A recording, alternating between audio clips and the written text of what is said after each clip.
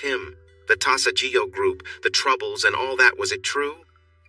Will nodded, closed his eyes, and put his hands in front of his chest like he was praying. Tim's voice showed he was close to losing his temper when he spoke to Andy again. Look, I'll be calm by tomorrow afternoon when we meet with her. I can't promise anything if I see her friends at school, but I'll take some deep breaths and do yoga or something before I go in tomorrow. In the morning, I'll handle the banking stuff and stop by before work so you can help me relax if I'm still upset. Andy started speaking again, and Tim listened quietly for a few minutes before firmly stating, "Oh, we are going to file the papers. Seriously? We can't go back from this, and I want full custody of my sons. We'll deal with the others later, but tomorrow is all about her." Andy continued talking, and Tim reluctantly agreed that they should take it slow to catch everyone. He told him to hire whoever was needed, and then they hung up. Will raised his hands and looked at Tim, asking, "So?" Tim made sure his boys were busy, then shared the story the police had told Andy. Will sat in amazement for a moment after the story ended, then asked, "So they decided it was all an act of God? Since everything was burned up, there's no proof of anything else, am I right?" Tim nodded, a sly grin crossing his face, and they both burst into laughter again. Will chuckled. "Well, at least you didn't go after them when they ran out the front to escape the fire." This made them laugh even harder. Laura watched them with curiosity until they calmed down. "Should I ask if maybe the weather wasn't the only reason for what happened Friday night?" "No, don't ask that," her husband replied with a laugh, making both men break into giggles once more. Laura thought about how she could get Will to share the real story later, so she changed the subject and asked Tim to tell her what Andy said next. He recounted Andy's visit with Karen and her version of events. Laura looked at him skeptically. "That sounds kind of believable. Why do you think it's not?" Tim assured her he had his reasons, and those reasons would come into play if she kept lying. "Laura, I plan to make my unfaithful wife my ex-wife as soon as I can, and I will deal with the others involved. Just be patient, and I'll keep you both in the loop." "Unfortunately, since I'm enjoying my time and the beauty around here," Tim said, looking at her warmly, "we need to head back. I'll get a hotel room near my bank and my lawyer. I've got a lot to handle tomorrow morning." His friends were a bit let down, but helped him gather his things and buckle his sons into the back seat. He and Will hugged before he turned to Laura, gave her a kind hug and a gentle kiss, telling her to be easy on Will and reminding her that he was just a call away if she needed extra help. She laughed, playfully tapped him on the arm, and moved over to embrace her husband. "He's more capable than he looks. I think we'll be okay, but he has your number if we need help."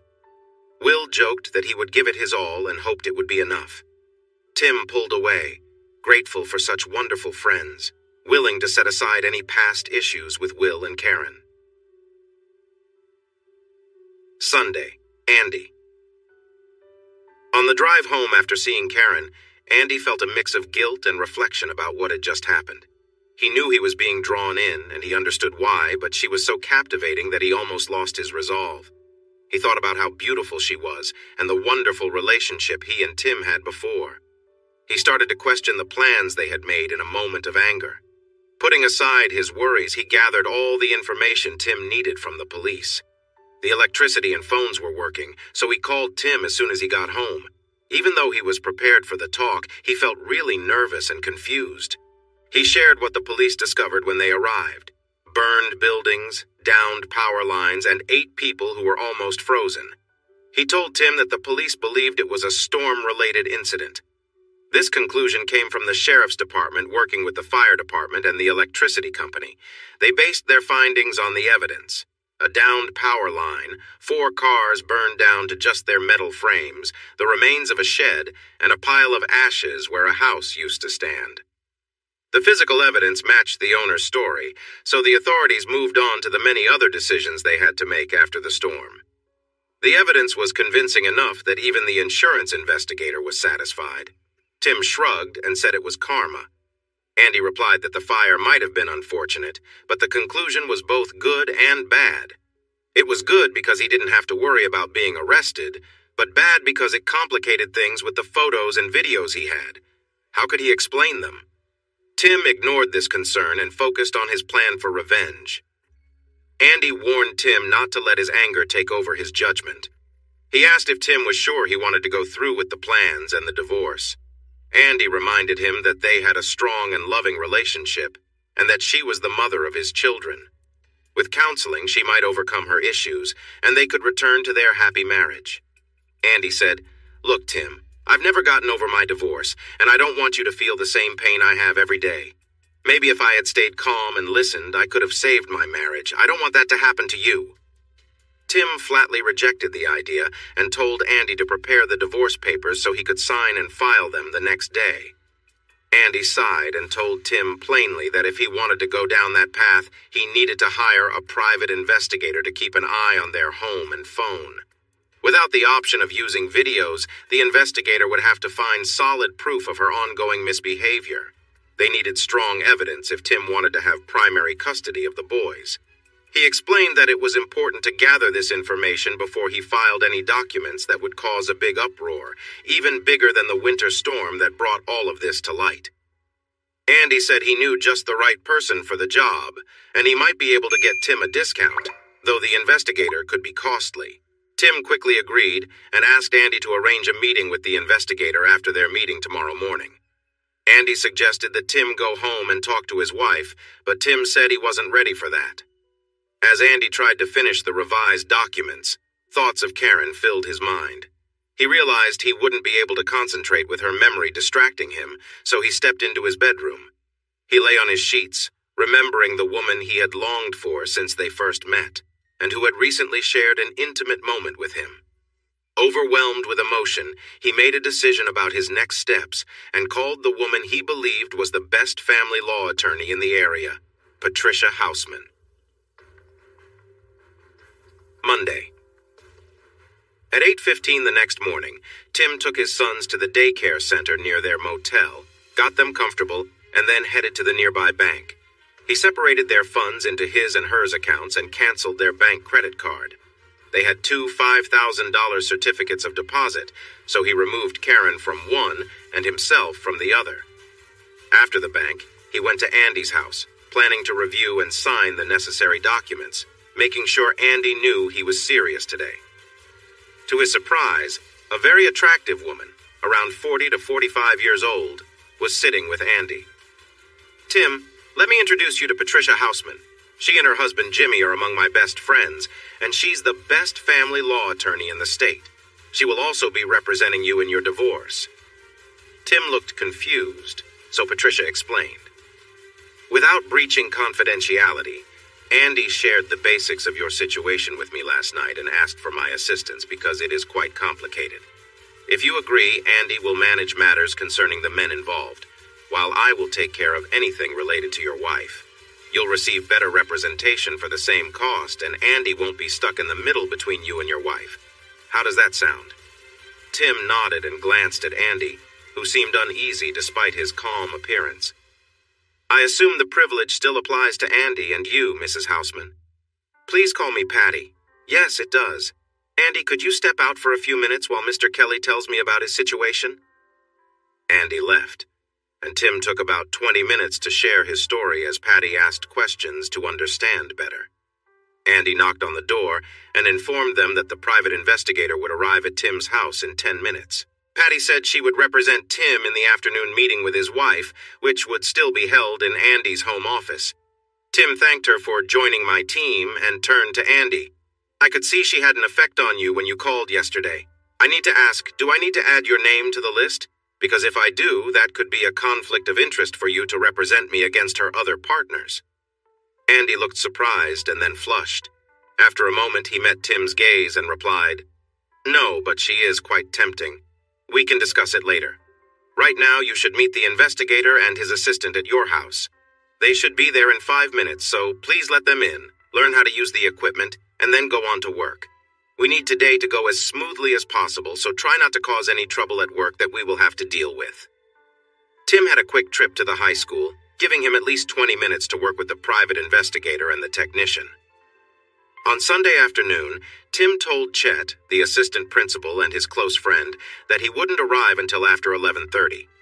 Chet mentioned that school would start at 10, so he would cover Tim's only class that morning since there was no teacher for the suspension center.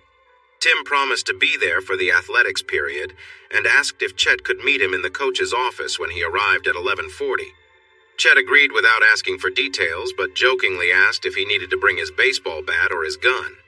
Tim answered, "If they say anything, you'll need both to drag me away from a couple of those troublemakers." Tim needed the full 20 minutes to meet with the technicians and show them around the house so they could set up their equipment discreetly. He also needed to learn how to manage the recordings. After checking in at the school office, Tim and Chet walked to the coach's offices and locker room. As Tim passed by Steve's office, he noticed JW and Frank inside, so Chet went in to chat while Tim continued to the locker area, greeted the other coaches, and got ready for the athletics period. Chet and Frank left when the coaches gathered the students, gave them instructions, and sent the linemen to the weight room, while the backs and receivers went outside for drills on agility, speed, and skills. Tim and two other coaches took the players outside, while Rogers, Slaughter, and a new coach hired this year headed with the linemen to the weight room. Tim led the players through drills, helping them improve their skills and learn their plays. After the workout, everyone changed back into their regular clothes and rushed to lunch. Tim was chatting with his friend Gary about the storm when Slaughter called out to him just before he left the building. Coach Kelly, can I speak with you for a moment? Come into my office." Tim told Gary, "Please hurry and tell Chet to come back here quickly." Gary ran off and Tim walked into Slaughter's office. Inside were Robertson and Hughes. Slaughter pointed to a chair, but Tim chose to sit on the couch instead. He moved some newspapers from his seat, carefully hidden a recorder in them, and folded the papers back up. "Coach, we heard you weren't home to greet your wife when we got back, and we want to clear things up," Slaughter said earnestly. "The trip was a last-minute decision. I wanted to be there for the game to help if you won and got a playoff. JW offered to drive, and we thought it would be nice to invite your wife, just in case it was the last game of the season. She agreed to come, and we arranged for a babysitter. We should have paid more attention to the weather, but we were in a hurry to catch some of the earlier games and let Karen spend time with you." Tim stared at Slaughter, his expression unchanging and intense. When Slaughter paused, Rogers continued, "We almost made it there before we found out the games were canceled, so we turned back. On our way home, we stopped to check on some friends who were at our house for a poker game. We were supposed to join them, but they went ahead and started playing anyway. We thought we had enough time before the storm hit, so we were all at the house watching them play and having a drink when everything went wrong. The power went out, and our cars caught fire from a short circuit. When the fire started spreading, we ran to the boathouse and had a rough night there, almost freezing. Karen was in a light dress, so we gave her some extra blankets, but she still got sick and had to spend the night in the hospital because you weren't home," Rogers said, looking at him. Hughes added, "Tim, I have great respect for your wife. She's the best teacher I know. You have to believe us. Nothing wrong happened between her and us. It was all innocent." Tim stayed calm while looking at each man, seeing the lies in their eyes. Chet knocked and walked in. "What's up, guys?" he asked. Tim responded, "They just assured me that they did nothing inappropriate with my wife when they all spent the night together on Friday. As Frank said, it was all innocent." Chet noted, "You look a little unsure, Tim." "You know, guys," Tim said, tilting his head, "when I got home and found a babysitter instead of my wife, I got a bit upset and suspicious. I drove around for a while until the blizzard hit. When she didn't come home overnight, my worries grew. I decided to take my sons to stay with family that had electricity. When I learned on Sunday around noon that my wife had been found with you three, as well as Joe Ward, school board members Benton and Allen, and Jeannie Barnes's husband, I tried to think of reasons other than the obvious. Then the questions came. Would this group of coaches, administrators, and school board members actually cross a line with my wife? Would they be that careless? This made me wonder, are they really people who would act like that? We're talking about professional school staff, a lawyer, a realtor, a city official, married individuals. Would they do something wrong? To ease my mind, I thought about what I knew of each man's character, job history, and marriage. Honestly, that didn't help my concerns at all. Next, I thought, knowing who I am, would they really be reckless enough to hurt my wife? The problem is I realized none of you know me well enough to know what I'm capable of. That didn't offer me any comfort either. Finally, I asked myself if they were foolish enough to take such a risk, knowing it could cost them their jobs, possibly their licenses, and likely harm their marriages and the reputations of the others. I decided I couldn't answer that question because I wasn't sure how reckless they might be, or if they believed they could get away with it. The expressions on the faces of the men shifted from friendly to very concerned. With a mix of disgust and anger on his face, Tim stood up. I'm meeting with my wife, her lawyer, and my lawyers this afternoon. I'll hear what she has to say and decide from there. Just understand this. If you are lying, the difficulties you faced on Friday will feel like a light rain compared to the serious trouble that is coming. With that, he told Chet, let's go, and stepped outside. Once they were outside, Chet asked, what is the name of the storm that's about to hit Central Texas? Tim replied, it's the first and worst of the season, Abaddon, the angel of death and destruction. Chet stayed quiet for a while as they walked back to campus. He touched Tim's arm and warned, remember, this isn't South Texas with all those small creeks and ponds. Tim answered, no, but it has one really big, deep lake. Chet laughed. What were they thinking?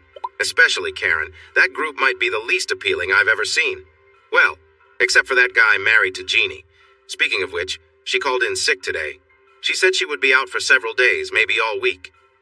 Something in Chet's tone made Tim turn to him and ask, all week? Did she say why? Yes, Chet replied while looking straight ahead. She said she fell at home and hurt herself. They walked in silence for a moment, approaching the school when Tim asked, you're thinking what I'm thinking, right? She confronted him and he hurt her. Do you still have your boat at your place? Maybe he will be the first to swim in the deep part of Lake Travis with some extra weight. Chet laughed and patted Tim on the back. You might want to gather a few more facts before you act on that.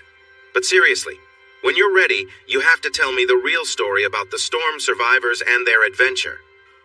Tim promised he would, then headed to his classroom for his afternoon AP biology class.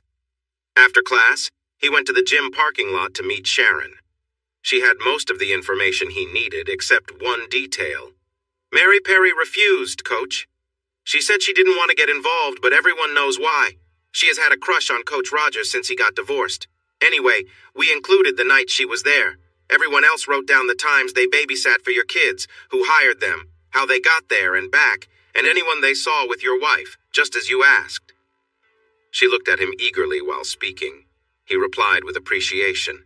She smiled at him and quietly promised, anything for you, Coach. She tossed her long blonde hair, turned, and glanced back to see if he was watching, walking back to her car. She was wearing a very stylish dress, and he couldn't help but keep looking. She was truly lovely, smart, and had a special charm. All he needed to do was ask. He sighed and called himself foolish before heading to his truck.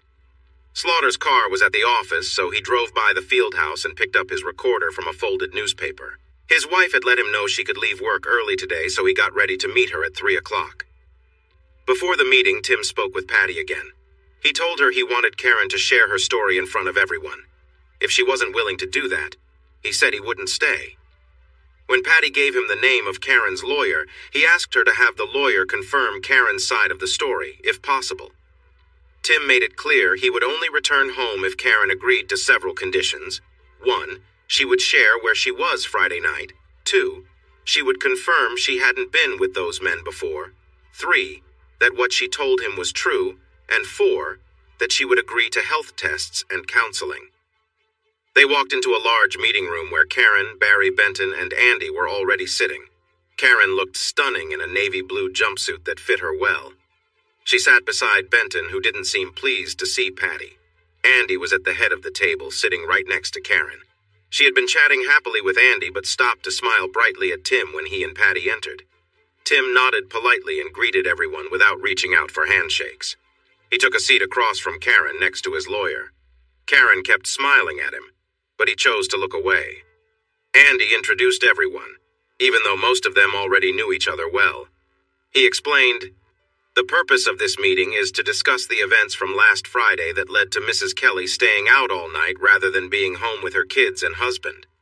Benton quickly said his client wanted to clear things up and show her husband he was wrong to take their children away instead of waiting for her to come home.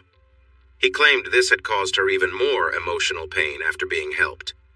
He also insisted that he could support her story because he was present during the events. Patty jumped in, saying, "Then I assume neither of you mind if we record this conversation. My client has heard one version from the police and another from coaches Rogers and Slaughter, along with Frank Hughes, the principal where Mrs. Kelly works. He wants to listen to his wife's side and be able to think it over later in case he missed anything. So he would like this meeting to be recorded. I hope there are no objections." Benton frowned and began to speak. "I have not had enough time to review." But Karen interrupted him. "Of course we don't mind. The truth doesn't need to hide." Andy looked uncomfortable and Benton appeared uneasy.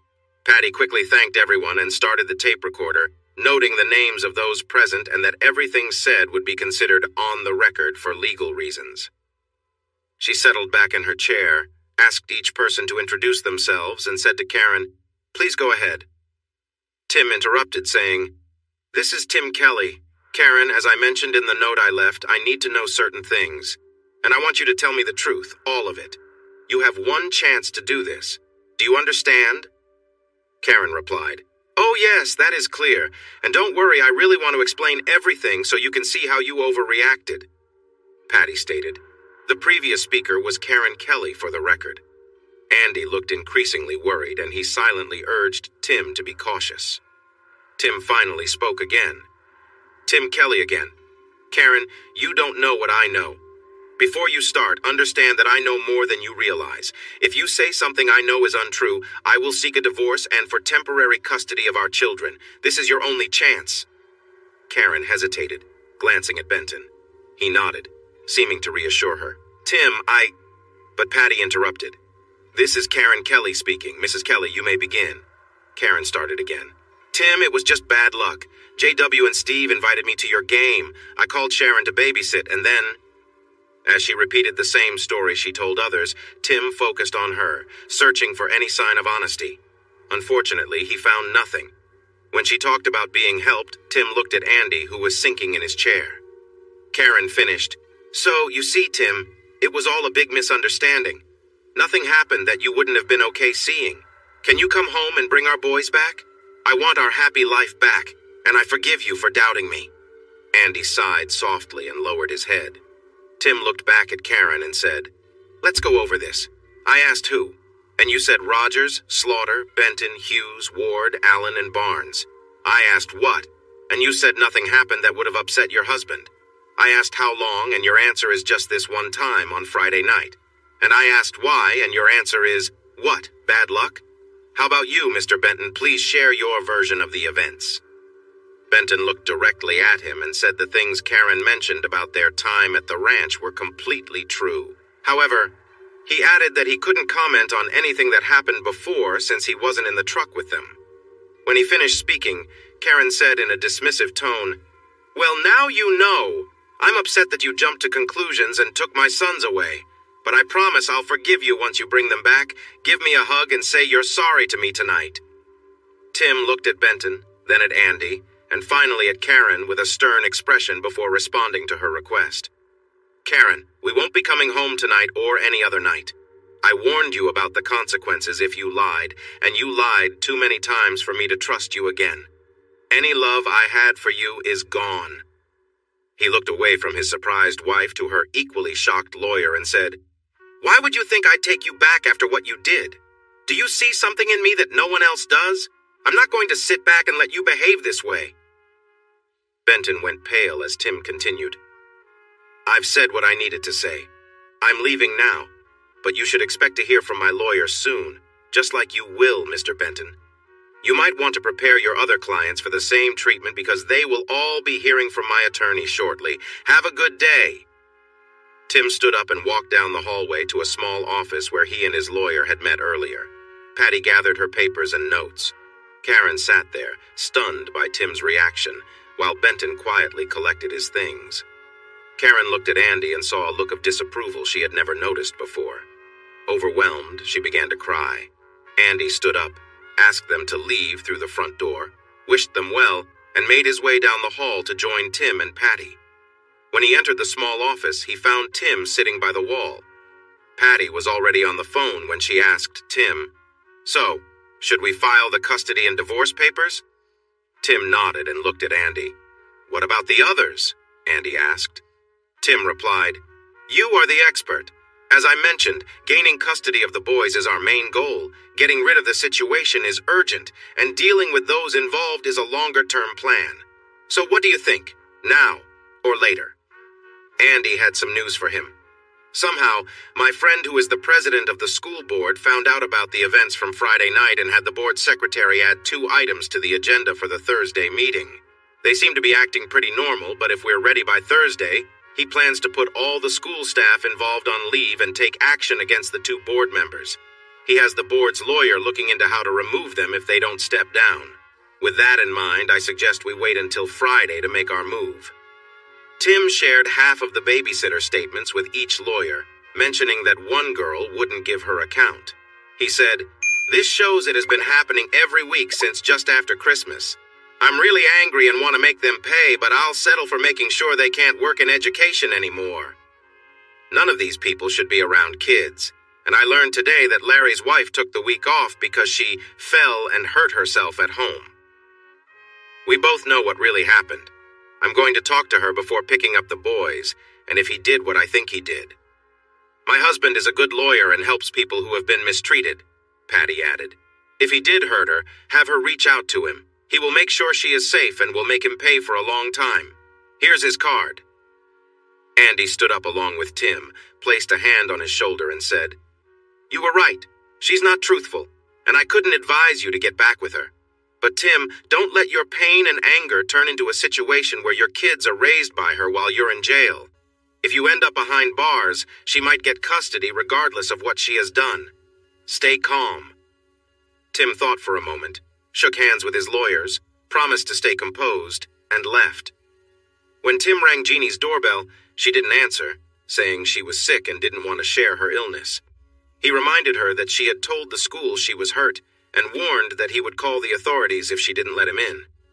Finally, she opened the door a little and pleaded with him to leave. He gently but firmly pushed the door open and stepped inside. Jeannie shrank back behind the door, trying to hide. Tim felt a rush of anger when he saw that her left cheek was swollen and bruised and her eye nearly shut. He noticed other bruises on her arms and saw that she was holding her side. "That man! I can't believe him!" Tim exclaimed angrily. Jeannie quickly closed the door and said, "Please, Tim, he just lost his temper. He promised he won't do it again." "And is this the first time he's made that promise, Jeannie?" Tim asked in disbelief. Jeannie looked down and he knew the answer. "Jeannie, people don't change easily. He is hurting you, and he won't stop until he causes serious harm. You need to let someone help you, and I know the right person. Jimmy Houseman is waiting for your call. I'll dial his number. You need to tell him you want his help, and then you will share what happened. After that, I'll make sure you are safe until your lawyer can take over." Jeannie looked scared and ashamed as she shook her head. "Please, Jeannie, don't do that," Tim urged her. "Do you want to end up hurt? Do you want to live without friends or family? You have to stand up for yourself now. I'm calling, and you're going to speak." Though still upset, Jeannie took the phone when Tim gave it to her. She listened for a while, then said yes and told her attorney her story through tears. Tim felt sorry for her as she explained how worried she was when he was away from Friday to Sunday, and how she confronted him when he came back, only for him to hurt her badly. Tim's pity turned to anger at the man who had treated her so cruelly, and he made a promise to himself that this man would feel the pain Jeannie had endured. After the call, Tim helped her pack a small bag and gently assisted her into his truck.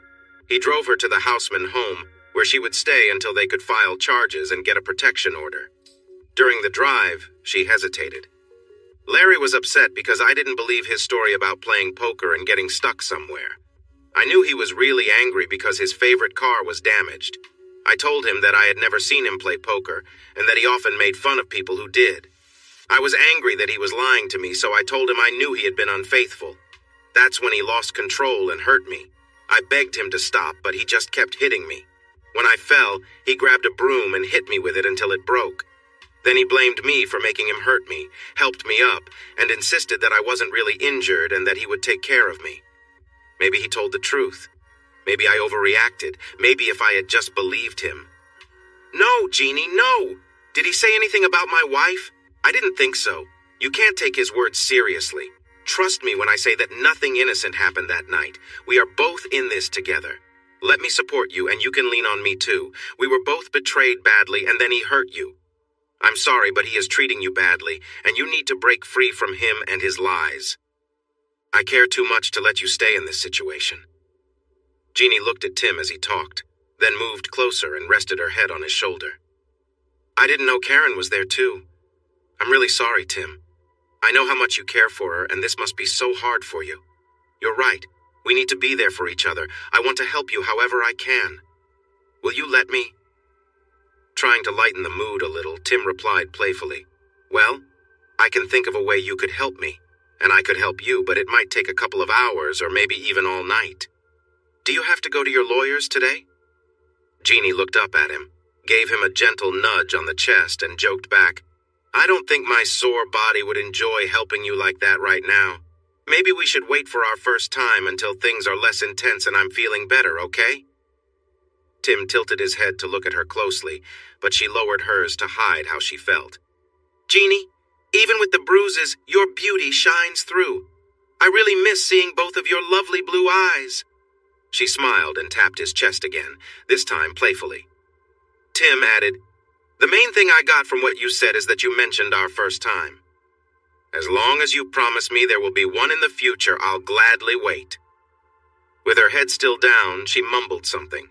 Tim asked her to say it again. Keeping her eyes away from his, she lifted her head slightly and said, I'll happily wait longer if you promise it will happen as soon as I'm feeling better. Her response surprised him. Despite their many talks, she had never shown any signs of wanting to take their friendship further. She seemed too dedicated to her marriage for any flirty exchanges. Yet her reply showed she had been thinking about it for a while. That's the easiest promise I'll ever make, sweet Jeannie. Please get better soon, okay?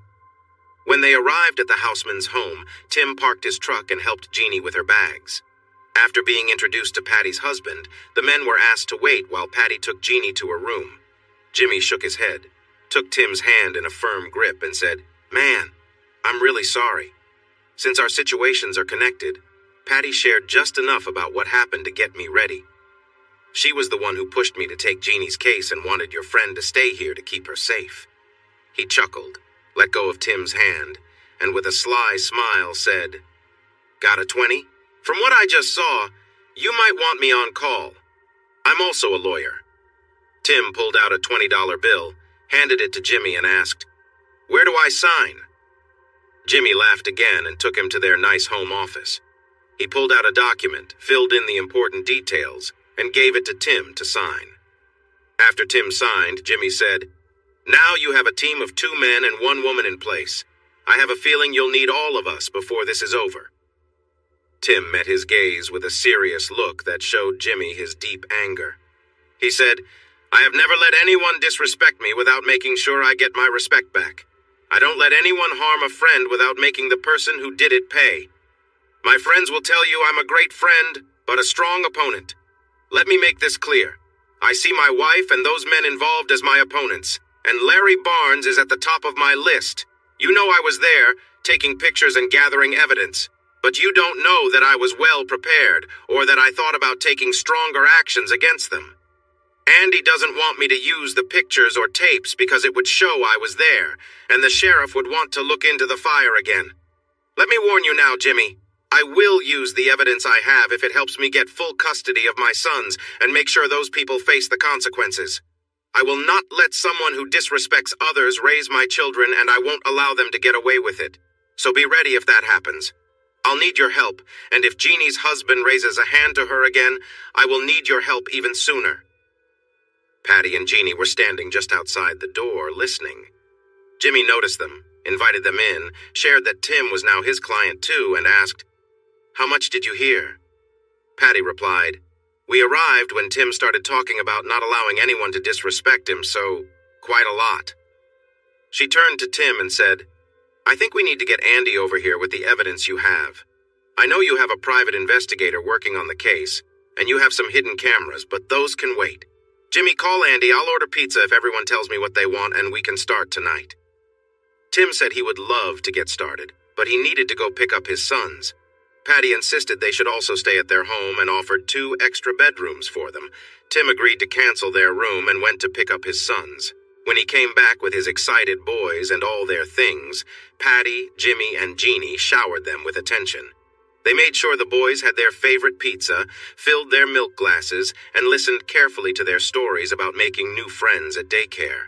When the boys noticed Jeannie's scrapes, she said she had fallen and hoped she didn't look too scary. The boys quickly hugged her and comforted her. Baby Mark promised to help with her scrapes because he wanted to be a doctor when he grew up, and his dad got him a doctor kit.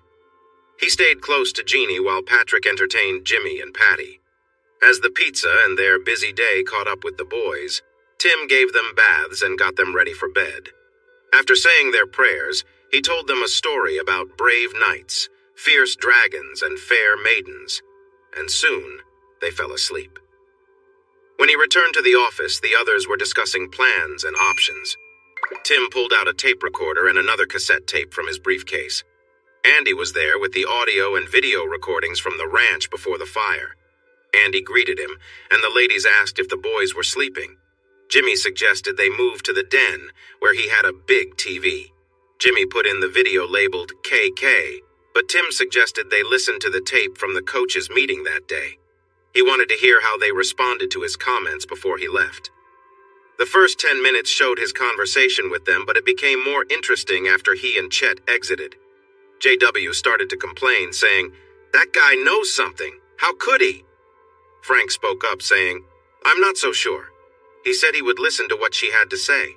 As long as we stick to our story, we should be fine." Steve told JW, "Call your brother and find out what he knows about Tim. We might be dealing with someone more dangerous than we expected, if he caused the fire." JW glanced at his watch and called his brother's office at a small but wealthy school in South Texas. "Tommy, I'm glad you're at your office and not off somewhere else. We have you on speaker, is that okay? Steve and Frank are with me." "Hello, guys. Are you hanging out and getting into trouble with my brother?" Tommy replied. Steve said, "Actually, that's why we're calling. Do you have a coach on your staff who grew up with Tim Kelly? We might have a problem." "I do, and he's right here," Tommy answered. "JW, Frank, Steve, this is Carlos. We're on speaker now. It's just the 2 of us here." "Carlos, great to hear you," JW said loudly. "Wow, JW, you're still around?" "I thought a mad husband or father would have taken care of you by now," Carlos said cheerfully. "You know, like the one down here tried to do." "That was just a mistake, He-Man. She told me they were separated," JW responded. Steve jumped in. "Carlos, let me share a story and then ask you something, okay?" When Carlos nodded, Steve told his story, making sure to highlight the 2 explosions, the live wire, and the fire that followed. "Tell me, Carlos, does that sound like your man Kelly? You mentioned the back of the house caught fire, right? That sounds like something he would be known for, but it wasn't him." "How can you be sure?" JW asked. "Because you're still here. When Tim Kelly causes a fire, he usually goes after whoever comes out the front door or window. At least that's what my family back home says. The authorities claimed improperly stored fuel caused the fire, and the people living there moved back to Mexico. Of course, no one looked too hard for them because they were rumored to be involved with drugs. Everyone knew they were bad news, having hurt the sister of his friend and other girls too, so they just thought it was good to see them go. No bodies were ever found, so who knows? As we say around here, who knows?" "Well, Carlos, I'm not feeling much better," Steve replied. "When did this happen?" "It was when he was a sophomore or junior in college, I believe. He came home from a game and found out what happened to those girls. That's when the gang formed and things started changing for the worse for bad people. The police seemed happy. Bad guys ended up hurt and then vanished, or they just disappeared. Meanwhile, girls stopped going missing, bad drugs were no longer being sold, and shopkeepers didn't have to pay extra fees to feel safe. The police acted like nothing was going on and denied that anyone else was involved. But we know it was those guys, the rats of the brush, as they like to call themselves. Some are American, some are Mexican, but all are dangerous to cross. If it really was him, or if he finds out you're sneaking around with his old partner, I hear Panama is nice this time of year. Maybe you should think about booking some tickets just in case." There was a lot of worry in the coach's office after they ended the call. They promised to meet with everyone else after Karen, Tim, and the lawyers talked to decide on what to do next. The tape fell silent when a door opened and closed, until Tim picked it up later. Tim had been staring at the tape. When he looked up, he saw everyone else watching him closely. "Tim, is that story true?" asked Jimmy. "If you call the sheriff and ask him," Tim replied, "he'll give you a very different story. Carlos is just adding to the story that people down there created." Jeannie agreed, saying, "I find it hard to believe the kind and caring man I share coffee with every day could do such things, even if they were involved with bad people." "And who knows what else they might be involved in," Patty said. "I can believe it. From what I hear, that's how folks in the Big Bend and parts of South Texas deal with things the law can't or won't fix. 150 years ago, they handled problems in similar ways, even if some faced harsh punishments." Andy and Jimmy listened quietly at first, but both looked at Tim with a mix of respect and concern. Finally, Andy turned to Jeannie and said, "People say Audie Murphy was one of the nicest men alive, but he was also a decorated soldier in World War II. It's hard to know what a person can do until their life or the lives of loved ones are at risk. I'm not saying Tim is like that, but being kind to you doesn't mean he can't deal with people who harm others." Jeannie seemed thoughtful as she looked at Tim. To steer the conversation away from serious topics, Tim asked, "Do you want to hear more audio? We have 2 more tapes, or should we watch the video from Friday night?" "The video?" Jeannie responded eagerly. "I need to see it for myself." Andy hesitated, saying, "You both know watching that video might be tough, and the images might stick with you. If it's as bad as people say, it could change things for you." Tim replied, "For me, there's no other option left. Jeannie?" "I'm still going to see it," she said, though her expression showed she was unsure. Jimmy put in the tape titled KK3 and pressed play. They settled into their seats, eyes glued to the screen. The video started with a scene showing Karen arriving at the door in a revealing dress. JW greeted her warmly and gave her a hug. He then turned her away from the camera, showing his interest as he brought her dress up slightly. Everyone in the room watched closely, but Jimmy and Andy seemed especially focused. JW and Karen shared a kiss, and they continued into the house, capturing the moment in a way that drew everyone's attention. Jeannie and Tim were close together, and Jeannie looked up at him with admiration. Tim had promised himself to stay calm, treating this like something on TV, but the closeness they showed was tough to watch. It was obvious this was not their first time together. When Jeannie knelt on the rug, Tim felt he had to look away. Everyone else watched the scene on the screen, but Tim's gaze was drawn to Jeannie's face. Even though she looked hurt, he could feel her sadness for what he was going through. She had been through so much, knowing her husband was not faithful, yet she felt compassion for him. Tim had known for a long time that Jeannie was special, but tonight showed just how caring she truly is. Jimmy broke the silence. "Tim, I'm really sorry about all this. But can I ask a favor? Can we skip ahead to when Larry Barnes shows up? Jeannie has a meeting with a police officer soon about the injuries her husband caused her, and I think seeing what you've talked about will help her feel brave enough to take action." "Sure, I didn't know that was coming up," Tim replied, fast-forwarding the video. Jimmy said Jeannie decided this while he was with his kids, and she nodded in agreement. Tim knelt by the TV and moved the video until he saw Frank getting up from the bed. He pressed play and sat back down. Jeannie watched as her husband acted disrespectfully, cringing when he made rude remarks and turning away when he finished. Tears flowed down her cheeks, but she seemed determined now. When Larry mocked Tim, Jeannie straightened her jaw and said to Jimmy, "I'm ready. I've seen enough. He betrayed me and hurt me when I questioned him. I want him to face the consequences. I want to take my things from that house he insisted on buying, which we can't afford. Patty, please file for divorce quickly, and let's make sure he doesn't get away easy. I want everything." Jimmy added, "First, tell the officers everything he did to you and how much pain you're in. Show them your bruises. If a female officer is there, talk to her in private and show her everything. Don't hold back. You shouldn't feel ashamed about being hurt. Also, tell them about past incidents. We need him arrested and a protection order for you when he gets out." "Perfect timing," Patty said when the doorbell rang. Jimmy and Jeannie went to the front door to let the officers inside. There were 2 officers, one male and one female, along with a female EMT. They were invited into the living room, and the door was closed behind them. Meanwhile, Patty, Andy, and Tim decided to keep watching the video. Tim rewound it back to where they had skipped forward. The video showed Karen and JW together, but it was clear the scene was poorly made. The lighting was bad, the audio was unclear, and the video quality was low, even for an amateur production. The actors didn't seem too invested, and the whole thing felt very staged and awkward. Karen didn't appear to be enjoying herself, and the scene lacked any genuine emotion. When the scene ended, Karen got up and thanked the others for participating.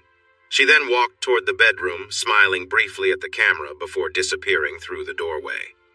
Inside the bedroom, another person, Frank, greeted her with a kiss. He was shirtless, but he still had his pants on. They briefly exchanged pleasantries before moving to the bed. The camera zoomed in on their interaction, but it was clear from Karen's body language that she wasn't as into it as she was pretending to be. The whole setup seemed forced, and the cameraman awkwardly switched between different angles, trying to capture everything. 2 cameras placed around the bed recorded the scene from different sides, and shadows of other people were visible in the background. The whole scene came off as staged, with no real connection between the people involved. Even when another man, Barry, appeared in the frame, the atmosphere didn't change, and Karen continued to go through the motions. The overall video gave off a sense of detachment and discomfort, with everything looking rehearsed and mechanical. It was clear that Karen was acting the part, but her expression never showed any real joy or engagement. The expression on her face was clearly one of disgust, but she thanked him before calling for a towel. Frank looked extremely stressed when he finished, pulling back and covering her stomach. Karen had some remnants on her cheek and bit her lip as she told him how nice it felt to be close to him. However, her expression told a different story. The cameraman recorded the heavier man moving toward Karen's bed and Larry taking Frank's spot. Ward was a tall and heavy man, but Larry, being younger and in better shape, looked much smaller compared to Tim, who was tall and fit. Ward's body was not very impressive. The video became strange when Tim burst into loud laughter. This lightened the mood for everyone else, and they began to laugh too. Once he calmed down, he said, "All I can say is, I must be the worst partner ever for Karen to turn to these less appealing guys for attention. Also, why would they even show off their odd bodies in public, especially on film?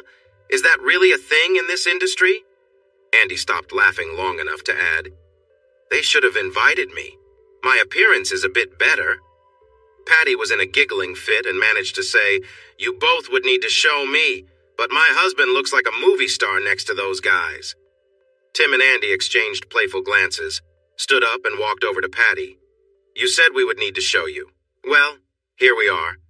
Why don't you check for yourself?" Andy teased. Patty paused her laughter, looked at them in disbelief, then glanced at the door before looking back. "Really? With 2 officers, a paramedic, and my husband here, you want me to check you out?" Tim replied, "Actually, you mentioned we would need to prove it to you, so here we are. Are you going to ask or just sit there?" The attractive attorney considered the 2 men, bit her lip, looked nervously at the door, and then back at them. After a moment, she said, "Thanks, but no thanks. I'll just take your word for it. After all, it doesn't take much for more." Tim, Patty, and Andy continued laughing while the video played until the door opened. Jimmy walked in and said, "The paramedic is worried about Jeannie's eye socket, and she wants to get some X-rays of her body. Patty, it might be a good idea for you to go with them to the hospital and bring her back if she's okay to leave." Patty grabbed her purse and coat, asking, "How is she?" "She was very brave," he replied. She was clearly a woman who had suffered greatly, but she stood tall and shared in detail the painful experience she went through on Saturday and a few other times. She also spoke about the mental and emotional hurt her husband had caused her over their 2 years of marriage. I felt like crying for her more than once, but she stayed strong and told her story clearly. She is much tougher than she appears, and even tougher than she believes she is. Tim grabbed his jacket and declared, "I'm going with you." But the 3 lawyers explained why that might not be wise. He nodded and told Patty to let Jeannie know he was on her side and to be brave. She nodded back and left. Jimmy looked tired. He suggested they watch more footage tomorrow when they would feel more awake, and Andy agreed. Tim said, "I'll watch more now, I can't sleep anyway. Will I see you both here tomorrow?" They decided to meet for dinner, get the kids settled for the night, and then discuss their plans. Tuesday was mostly quiet. Even gym class was calm, although Tim noticed some hard looks being aimed at him from JW and Steve when they thought he wasn't watching. Maybe Chet being around encouraged them to behave. Tim had already changed into his gym clothes before coming over to avoid entering the office. He felt the need for a showdown, but so far he kept his cool. Chet walked alongside Tim as they headed toward campus. "I heard you were unsure about Karen's story. I also heard you helped Jeannie escape from her tough situation and got her the help she needed." Tim agreed that was true, but credited the Housemans for encouraging her to seek help. "Interesting point of view, Tim. You know, Jimmy and I were fraternity brothers, and I introduced him to Patricia. Let's just say their story is not quite the same as yours." "What happened to client-attorney confidentiality?" Tim replied with a smile, and Chet said, "Sometimes a friend's concern comes first." Just before they got to the building, Chet paused and quietly told Tim that on Monday afternoon, the president of the school board had updated the agenda for the next meeting to include a closed session about an allegation involving the Educator Code of Conduct. After lunch, he was tasked with informing Frank Hughes, Steve Slaughter, and John William Rogers that they needed to be at the meeting and could bring their lawyer or representative. Joe Ward had been informed by the board president about an hour earlier. "I thought you'd want to know, in case you want to stay away from them until after Thursday's meeting. They'll probably look to blame you rather than take responsibility. And yes, you can thank the principal for me being in gym class today and the rest of the week," I asked, and he insisted. "It seems he has more connections than we realized." Tim, known for his short teaching stints, was well liked by everyone. Instead of enjoying lunch, he quickly ate a sandwich while driving to change some audio tapes at his old house. After that, he rushed back to school, taught his afternoon classes, led a brief meeting for the science team, and then hurried to pick up his sons. Following Patty's advice, his boys were at a nearby daycare in their gated neighborhood. The manager had clear instructions to let the boys go only with Tim. After picking them up, he took them to the Houseman's home, where they met two girls who were about the same age as his boys, along with their friendly mom. Pretty Mom Cassie took the kids into the kitchen for snacks while Tim and Patty chatted in her office. She received the temporary custody notice after school today, and she didn't take it well.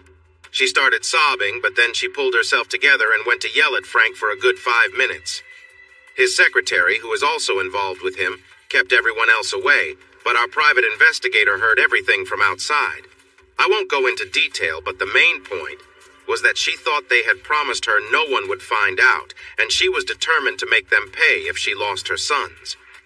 Frank responded by saying that if they stayed with their story, she could keep her kids, and that seemed to calm her down, at least for a moment. They have a meeting tonight at your house to discuss what to do next. I hope you have the new tapes ready." Tim assured her he did, expressing how curious he was about what might happen. He had a feeling his wife was going to show her anger, and he wouldn't mind hearing the audio later. "The temporary custody hearing is tomorrow at 2, in front of a judge who knows both you and Barry Benton. She is familiar with us, and knows that I won't be easy to handle, so we should be fine. I want to double-check that you want us to call all 7 men to testify under oath," Patty confirmed. Tim agreed, but she cautioned that this plan might backfire if the judge believed their testimonies. "Once they are on record, we can decide our next steps. I believe we will have what we need to turn the tables by then. If not, I've got more recordings in my briefcase. I'm determined that she will not get custody of my boys. If she does, you'll hear from me again when we are somewhere in Peru." Patty smiled, but reminded him, "Just don't mention that to your lawyer. We must respect the court." At that moment, Jimmy and Andy entered, and the 3 lawyers discussed their plans with Tim until Pretty Mom returned with all 4 kids.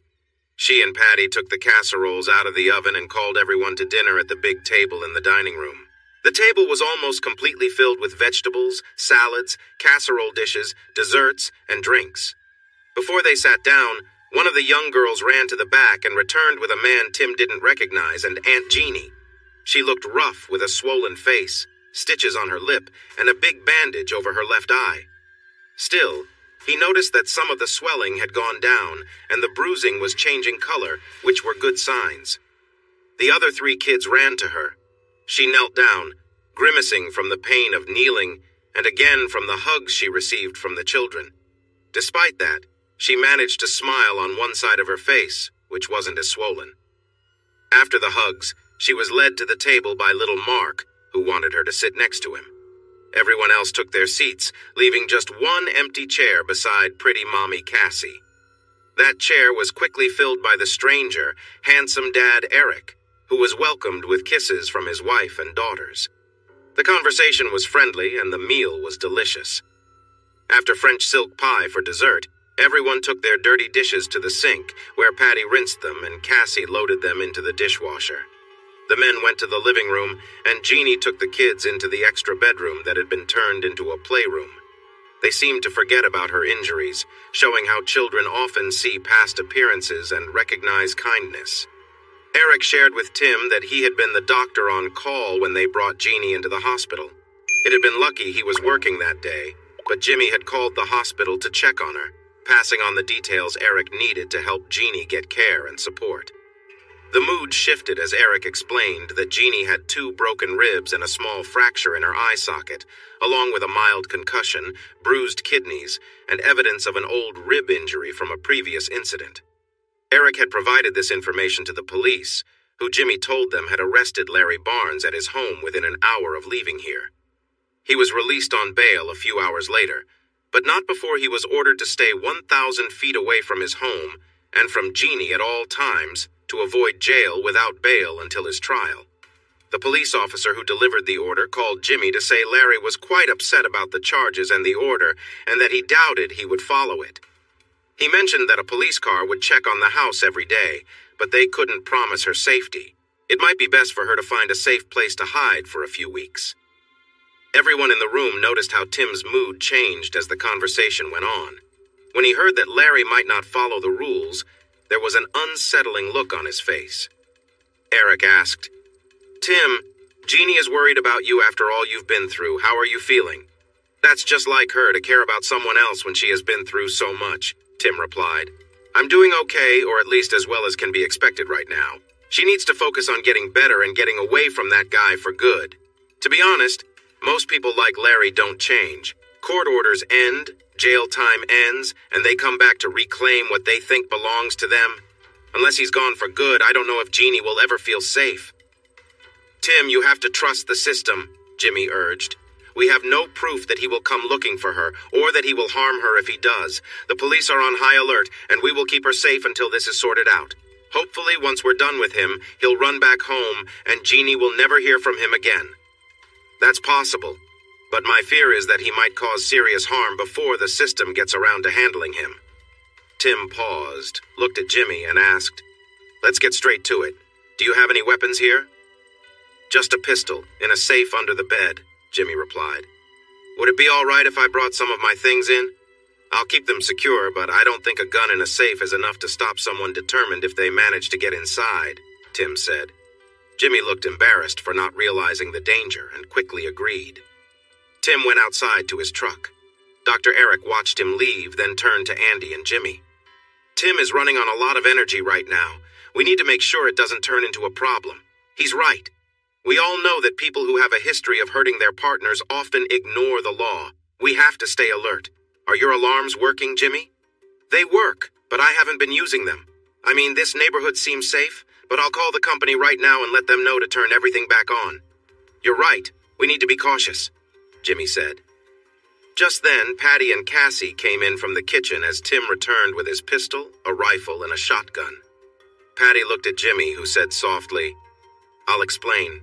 Tim placed the pistol on a shelf above the coat rack in the closet by the door, put the shotgun on a shelf in the nearby office, and carried the rifle to the pantry close to the back door. "They are all out of reach for kids who might climb, but I can get to them if needed. I keep one in my truck. Now, who here can use a gun?" Everyone raised their hand, and Tim chuckled. I guess we are still in Texas, even here in Northwest Austin. Andy shared that Tim had a good reason to worry about how Larry or any other abusive husband would react if his wife reported him to the police and went to the hospital after his threats against her. Patty replied seriously, "I agree. We have to be careful. Those people may lash out at anyone they think helped their wife." Cassie added, "Eric, he might blame you for his arrest. We should go home, lock all the doors and windows, set the alarm, and hide a few of our guns where we can reach them easily, just like Tim did. We also need to watch for any suspicious people or cars in the neighborhood." When Cassie went to get their kids, Tim put on his jacket and tucked a small gun in his pocket. "I'll walk you ladies home if that's okay," he said to the little girls. They jumped up and down, insisting he had to see their new dollhouse.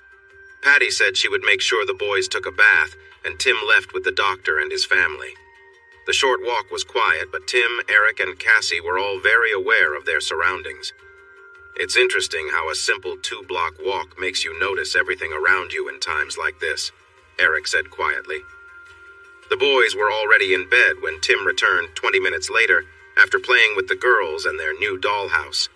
He helped them say their night prayers and tucked them in. Jeannie smiled at him and his sons, then went to the kitchen to get a cold pack for her eyes and headed to her room. Tim went back to the living room, where the others had gathered in the TV room and were playing the audio tape from the night before. It wasn't much, just Karen crying and a phone call to JW where she talked about the meeting, Tim's cold reaction, and how he looked upset after she shared the story they had agreed on. She complained again that they had promised not to get caught and worried that Tim might know.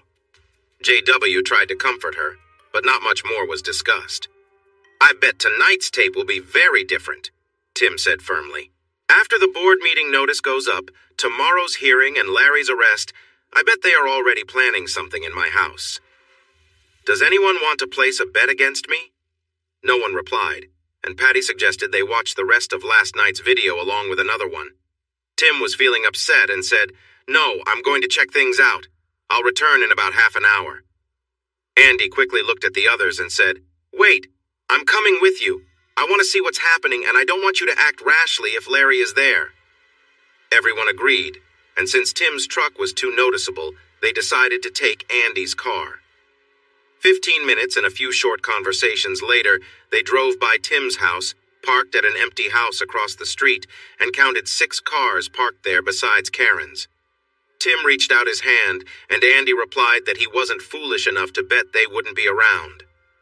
Feeling impatient and curious, Tim suggested they sneak closer, find out who was inside, and listen. Andy hesitated, but Tim opened the door, jumped out, and ran across the street with Andy trailing behind him, quietly complaining. They moved away from the road to a small creek and carefully went through the bushes near the house.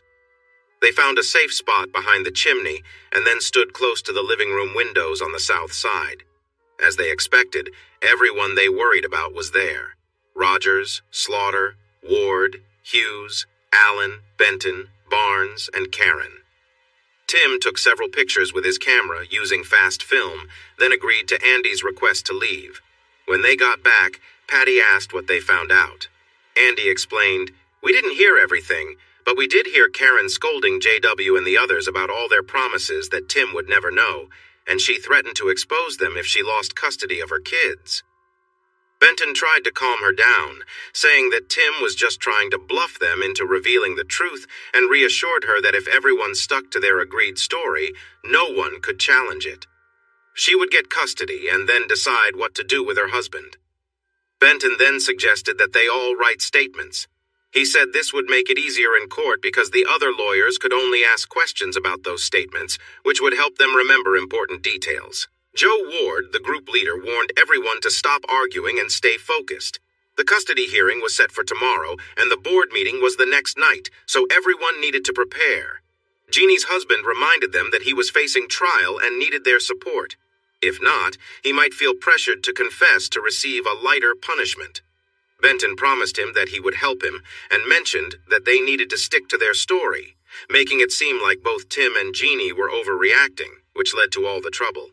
Slaughter scoffed at this and told Barnes that he didn't care what happened to him because he had hurt his wife, and his foolishness could bring them all down. We left before hearing the reply since Karen and JW entered the kitchen, which overlooked where we were. Anyway, Tim said with a smile, if the recorder worked, we have proof against them. You three need to make sure they are questioned under oath and that we can play the tape once they have all testified. I have the pictures, marked with the time and date, so we can show them at my house and identify each person and their voices. If we do that, they are in trouble. No one noticed Jeannie standing in the kitchen doorway. When you put Larry on the stand, I want to be in the front row. I want him and everyone else to see what he did to me while he lies. Everyone turned to her, surprised by the strength in her voice. Patty asked if she was sure. Jeannie replied firmly, and Patty said, "Then I'll call him after Rogers and Slaughter. He will be the first of the poker players called. That should surprise them. It might also get the judge's attention." Speaking of surprises, David and I want you, Tim, to sit in the audience when the board meeting starts with your tape recorder. We won't bring you into the private meeting right away, but knowing you are there with the tape should encourage resignations.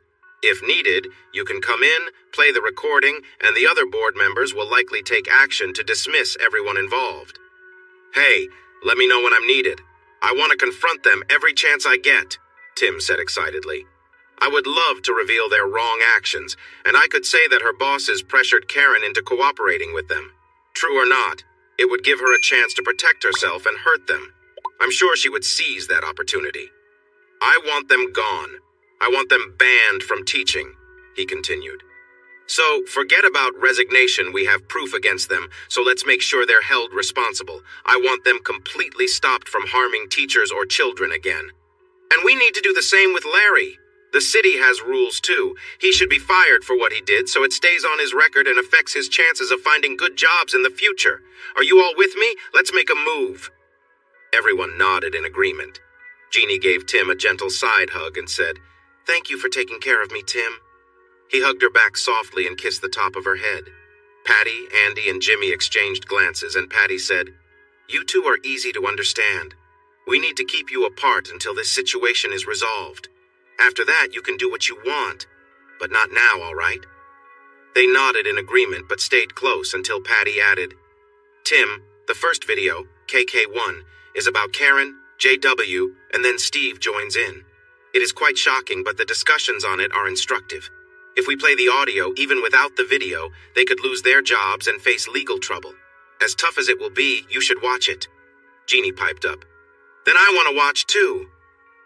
Patty looked at her skeptically, but Jeannie gave her a determined look. They went to the TV room, and Jimmy started the tape. Jeannie sat next to Tim and held his hand as difficult scenes played out.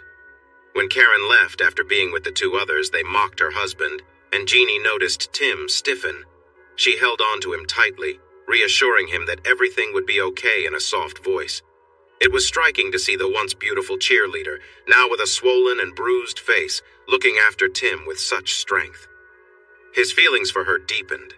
When the tape finished, the three lawyers discussed how they could use parts of it without putting Tim at risk. Jeannie held onto Tim's hand and rested her head on his shoulder. While Tim seemed lost in his thoughts, Jeannie gently stood up and pulled him with her. When the others looked at them, Jeannie saw Patty's disapproving glance. She firmly said, "We won't be too close in public, and we will be respectful here, but we need each other for support, so you all focus on your work. We'll see you in the morning." The others exchanged looks and smiled, seeing the brave woman Jeannie had become, a sign that her strength had returned. Hesitant but following her lead, Tim went to his room with her. "Just holding, okay? No funny business, Tim. Please?" Tim simply nodded and offered his hand with his palm up, indicating she could use the bathroom first. She told him she had already cleaned up earlier and just needed to change into her pajamas. When Tim returned in his comfortable clothes, he found Jeannie in his bed wearing soft pajamas. He looked at her and she said, "Please?" He climbed into bed, staying on his side, but soon after she moved closer, rested her head on his shoulder, and tucked herself against him with a soft sigh. All he could see was her eye patch and part of her bruised face, which made him uneasy. But he focused on the image of her that made him feel calm. "I won't lie, Jeannie. I've dreamed about having you here before, but tonight feels different. Take what you need from me, sweet one. I'm here for you however you want," he said. Jeannie murmured sleepily, "This isn't my first dream like this either, Tim. Please hold me. I need you close tonight." He kept her close, and she fell asleep quickly. He stayed awake longer, thinking about his plans for Wednesday and the wonderful person next to him before he kissed her hair gently. Tim woke up at 5:30 and found Jeannie asleep beside him. He was on his back, and she was turned towards him, resting comfortably against him. Although he felt a strong urge to pull her closer, he chose to be respectful and carefully moved away, leaving her asleep on her uninjured side. Tim quietly left the room, went through his morning routine, got dressed, and prepared for his boys before they rushed in to find him. He turned on cartoons in the living room, made breakfast, and served them green eggs and ham with toast. After getting them bundled up for the chilly morning, they headed out to the truck. Patty appeared in a light robe, reminding him to grab the tapes from the house and listen to them when he could, so she could update the presentation based on their content. She also mentioned he needed to be at the family courtroom in Georgetown by 1 for a 2 p.m. hearing, and she would like to hear the tapes as well. Tim gave her a playful wink and said she could be in his next project any time. She blushed and tightened her robe, making him laugh at her reaction. He assured her he would be on time and took his boys to the truck. After teaching his first 2 classes, Tim stopped by the principal's office to remind Mr. Jones he was taking the rest of the day off. The older man looked up, gave him a concerned expression, and said, "Good luck, son," before returning to his paperwork. Next, Tim visited Chet in his office, closing the door behind him. "What are you hearing?" he asked. "Not much, actually," Chet replied. "There isn't any gossip about your wife and the recent trouble or mentions of the board meeting agenda. In fact, only one person, the curriculum director, has brought it up. I told her that I wasn't in a position to understand what that meant. She replied that she didn't know either, and then asked what I was doing with her this weekend. After I got over my surprise at her asking me out, I said we could find something fun to do and asked what time I should pick her up. She laughed and said to come whenever I was ready on Friday night and to bring a toothbrush. So, even though this seems serious to you and the others, it doesn't seem to matter much to the everyday workers." With a more serious expression, Chet asked, "How are you handling things, and how is Jeannie?" "I'm okay, but she is having a tough time. I'm about to go gather some important information we need and pick up the rest of my gear. Speaking of gear, do you know where a guy could get a type of rifle that can't be traced? Something like a Remington 700 in 25, 06, or 300 mag caliber, perhaps?" After looking at Tim for a moment, Chet replied, "Actually, I do. Who wants to buy one?" Tim responded seriously, "I'm thinking about another trip to far west Texas next season, but I'd like to buy it now to get used to it first. You know, shooting across those canyons needs a good rifle." Chet nodded and smiled. "Will tomorrow be soon enough?" After leaving the high school, Tim passed the elementary school and saw Karen's car parked in her usual spot. He went straight home but noticed Benton's car in the driveway. Great! Karen was meeting with her lawyer at their house before the hearing. This was not good. He couldn't get the tapes now. Worried that he might lose custody without the tapes, he headed to the houseman's home and told Patty what was happening.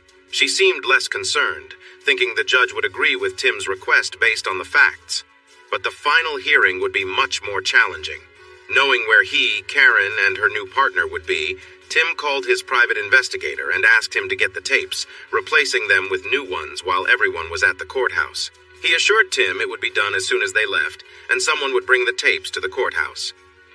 When Tim and his lawyer sat down at their table, Karen and Barry Benton were already at theirs, with some people sitting behind them, looking pleased to see Tim. The judge explained that the purpose of the hearing was to decide the best temporary care plans for the safety and well-being of 2 young children. She clarified that this is a legal process, but it would have less formality and fewer rules since the main focus is what is best for the children. After the opening statements, the judge asked Patty to present the case for Tim. Patty worked hard to show that Tim should have temporary custody of the 2 boys. She emphasized that his coaching responsibilities for the year were done, which meant he could pick them up early from daycare. She highlighted his strong parenting skills and his close bond with his sons. She argued that Karen had been a careless parent who often left her boys with young babysitters, some qualified and some not, while she spent time with other men. Patty pointed to a storm on a Friday as an example of how Karen's negligence could have left the boys without care for over 2 days if their reliable father had not returned. The judge was aware that Benton would call witnesses, as she had copies of their statements. She was surprised that Patty had taken on this case and was pushing it so hard, knowing it would be difficult to challenge the first-hand accounts that cleared the wife of any blame. Patty caught both the defense and the judge off guard with her next statement. "Your Honor, we just received and reviewed the statements from the men here in the courtroom. My client wishes to hear their accounts, as well as Mrs. Kelly's, from the stand. If they can clear up any misunderstandings he does not want to continue, I call John William Rogers as my first witness." As J.W. was being sworn in, the wives of Barry Benton, Frank Hughes, Joe Ward, and John Allen entered the small courtroom and sat in the back row. The expressions on the husbands' faces were quite revealing and filled with concern. It all started with a phone call from Jeannie to Frank Hughes's wife, Jamie. Jeannie wanted to talk to someone else because the story seemed suspicious. Jamie repeated what her husband had said was the truth, but Jeannie's mention of Karen being there with the men sparked the other women to come to the hearing room, clearly upset. It turned out that the men had not told their wives that Mrs. Kelly had also been at the poker game and had spent the night with them. Patty guided J.W. through the testimony they had practiced, asking questions that drew out the details they had prepared with just enough variation to sound real. Tim listened carefully, looking interested but keeping a neutral expression. After J.W., Patty called on Larry Barnes. As he took his seat and was sworn in, Jeannie Barnes limped in and carefully sat in the front row behind Tim. Seeing her condition and the angry look she gave the man on the stand, the judge noticed how pale he looked while avoiding her gaze. Her face showed a hard expression. Larry was shocked by how she looked, and his confused testimony showed it. Still, he was under oath and had to speak. Patty's next witness surprised everyone. Barry Benton. Usually calm, the lawyer appeared nervous and uncomfortable as he made objections. However, since he had already submitted a sworn statement, the judge allowed him to testify. He stumbled over his words, saying things like, "I was drinking, so I might not remember everything. Well, I'm not sure, but what I think is." Patty reminded him of his written statement a couple of times, and he began to sweat even more, his face turning red. The look of satisfaction on his wife's face made it clear to the judge how uncomfortable he was. Karen was the last witness. She was dressed simply and appropriately, trying to present herself as a good mother and wife. With a sad tone, she shared her story about being misunderstood by her husband when she had been delayed by an unexpected event. She insisted multiple times that nothing had happened to upset her husband and finished her story with tears in her eyes. The judge seemed moved, as did Tim, who called his attorney to join him before Jeannie was excused. Patty returned and started asking follow-up questions. "Miss Kelly, you claim that nothing inappropriate happened while you were with these men, is that correct?" "Yes, absolutely," Karen replied. "And this is the first time you've been with these men, correct?" Karen looked surprised but agreed. "Then can you explain why, on these dates, you arranged for babysitters for your 2 children so you could attend basketball games in other towns where your husband was coaching?" She handed a list of dates and babysitters to the judge, Karen, and also took one to Benton. Karen went pale and shot a glare at Benton before responding, "I wasn't with those men on those dates. I went shopping with other wives. I don't know where they got the idea I was going to those games." Just then, 5 of the 7 high school girls named on the list entered the courtroom and sat near the other wives. Patty returned with the statements from each babysitter and asked for them to be added to the record, offering to bring each girl to testify. Benton protested strongly, but the judge decided that Karen had opened the door with her statements. Karen continued to look more anxious but kept a confident front, even smiling at the girls. The girls looked back with anger, and Tim noticed a hint of worry on his wife's face. He quickly glanced at Benton, Slaughter, and Rogers and saw their shocked expressions were sticking around. "Miss Kelly, please read the statement from Sharon Malden about the first 2 times she babysat for you on December 27th and 28th. Karen hesitated but complied after the judge insisted. The statement revealed that Coach Rogers had asked Sharon to babysit on December 27th. saying he would take Mrs. Kelly to a basketball tournament where Mr. Kelly's team was playing. He called again the next day, and once more, she watched the boys while Mrs. Kelly attended the tournament with Coach Rogers and some parents, according to his words. Please read the rest of Miss Malden's statement, Mrs. Kelly. With a resigned look, she continued, explaining that Coach Rogers also called Sharon on that fateful Friday in February, telling her that he and Coach Slaughter would pick her up right after school to babysit, and then return her home later that night. Her statement also mentioned that Mrs. Kelly was prepared when she arrived on all 3 occasions, getting into the truck with Coach Rogers the first 2 times, and with Coaches Rogers and Slaughter the last time. So, Miss Kelly, do you still say you went shopping with friends on those December dates? Karen glared at the men, adjusted her dress, straightened up, and replied defiantly, Okay, I did leave with them, but they dropped me off, and I went shopping with Beth, Coach Slaughter's wife, both times. This is just another misunderstanding. Patty looked at Karen with pity, shook her head, and told the judge that Miss Kelly was excused. Although the private investigator hadn't brought the tapes, she called her last witness, Mr. Kelly. After Tim took an oath, Patty set the scene, reviewing what happened that Friday and asking what proof he had to challenge the testimonies of many witnesses. Tim responded that he did not feel the need to counter what they said right now. Instead, he wanted to show that his wife had been careless in leaving their children with babysitters whenever his team played far away to do who knows what. He added, Your Honor, after each away game, when I spoke with my wife over breakfast, she asked how the game went, and when I inquired about her night, she said she had a quiet evening taking care of our sons. We now know that is not what happened. I have reasons to doubt the truth of the Friday night story told by these men and my wife, and I intend to show proof of their dishonesty during the divorce process and in any future custody hearings. I understand today's situation clearly. All I need to do is show that I am the better choice for taking care of my children for now. If my wife gets custody while I am away, I worry that things might not improve or could even get worse. I am concerned about the safety of my sons in her care. The judge dismissed Tim and turned to the defense team. Benton made a passionate argument, and then Karen spoke again. She claimed to be a caring mother who had never done anything wrong, and she argued that she should keep the children at home while she and her husband worked through their issues. She expressed confidence that Tim's anger and doubts would fade away soon, and he would come back home. The judge did not believe her. There were too many signs that Karen had left the children with underage girls to spend time with men, and that she had lied to Tim about her actions that night. The stories from the men were inconsistent, but that would be dealt with in future hearings. The judge granted temporary custody to Tim until the next hearing, scheduled for 2 weeks later. She looked directly at Karen and explained that she was not convinced by her arguments. Karen had used babysitters many times, had not informed Tim despite his questions, and had been unclear when confronted with the babysitter's statements. Karen reacted badly, glaring at her associates, who looked back at Tim. Tim responded with a confident smile as he thought about his plans. He believed they would soon face the consequences. Benton turned to the others and said quietly, We underestimated him. We need to think of more lasting solutions. Let's meet at my office at 7 tonight, and don't let anyone else stop you.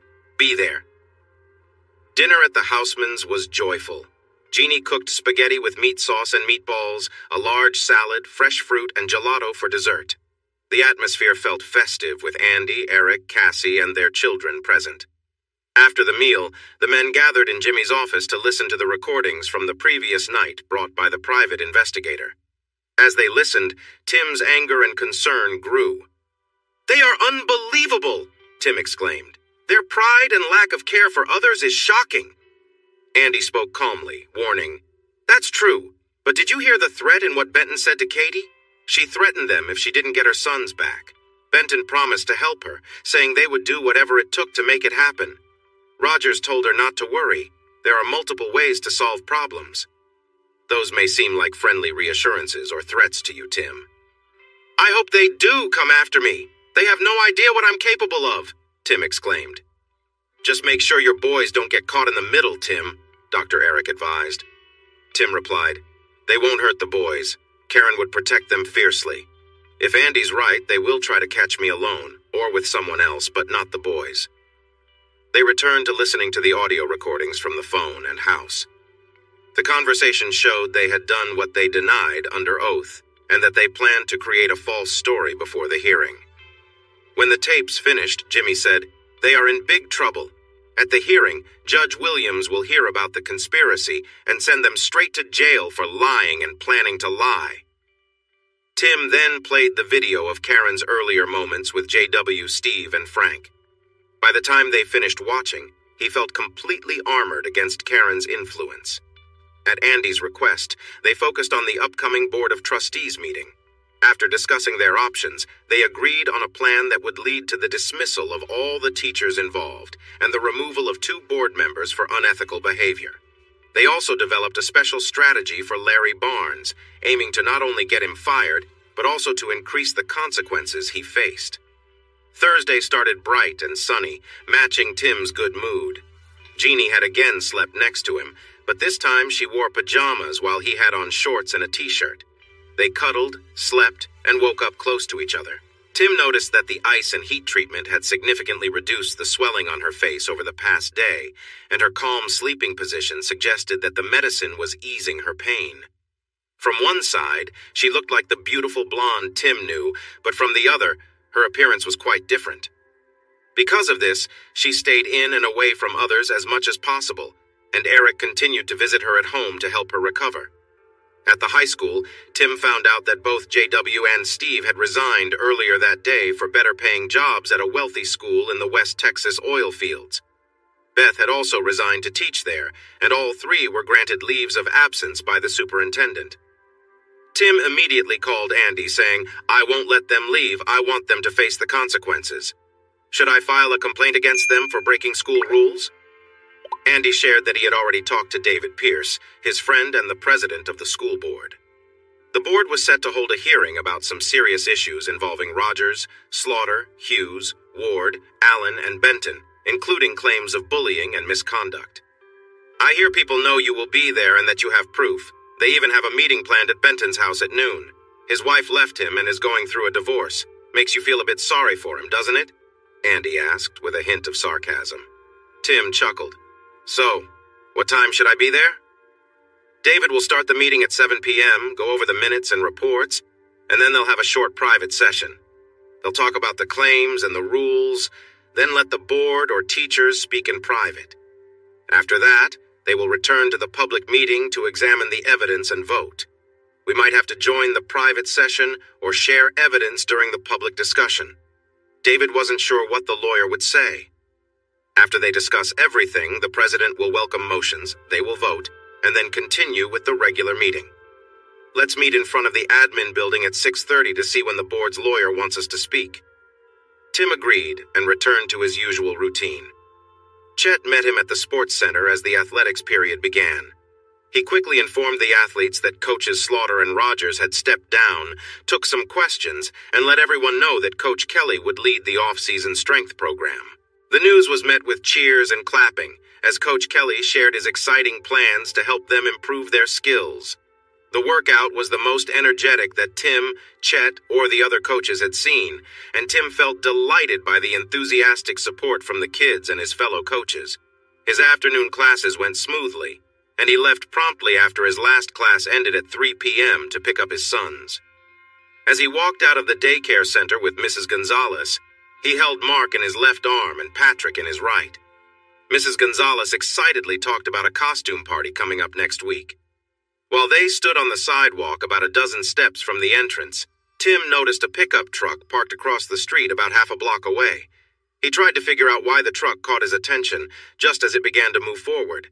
He noticed a reflection and saw a rifle sticking out from the back window of a car nearby. In a panic, he pushed his sons away from the danger, shouted a warning, and moved the director aside.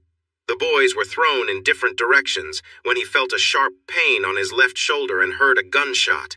Soon after, he felt a tug near his hip and heard another shot. Ignoring the pain, he dashed toward his truck to draw attention away from his kids. Just as he got close to his pickup, another shot rang out, missing him but hitting something behind him. He reached into the truck and pulled out his gun.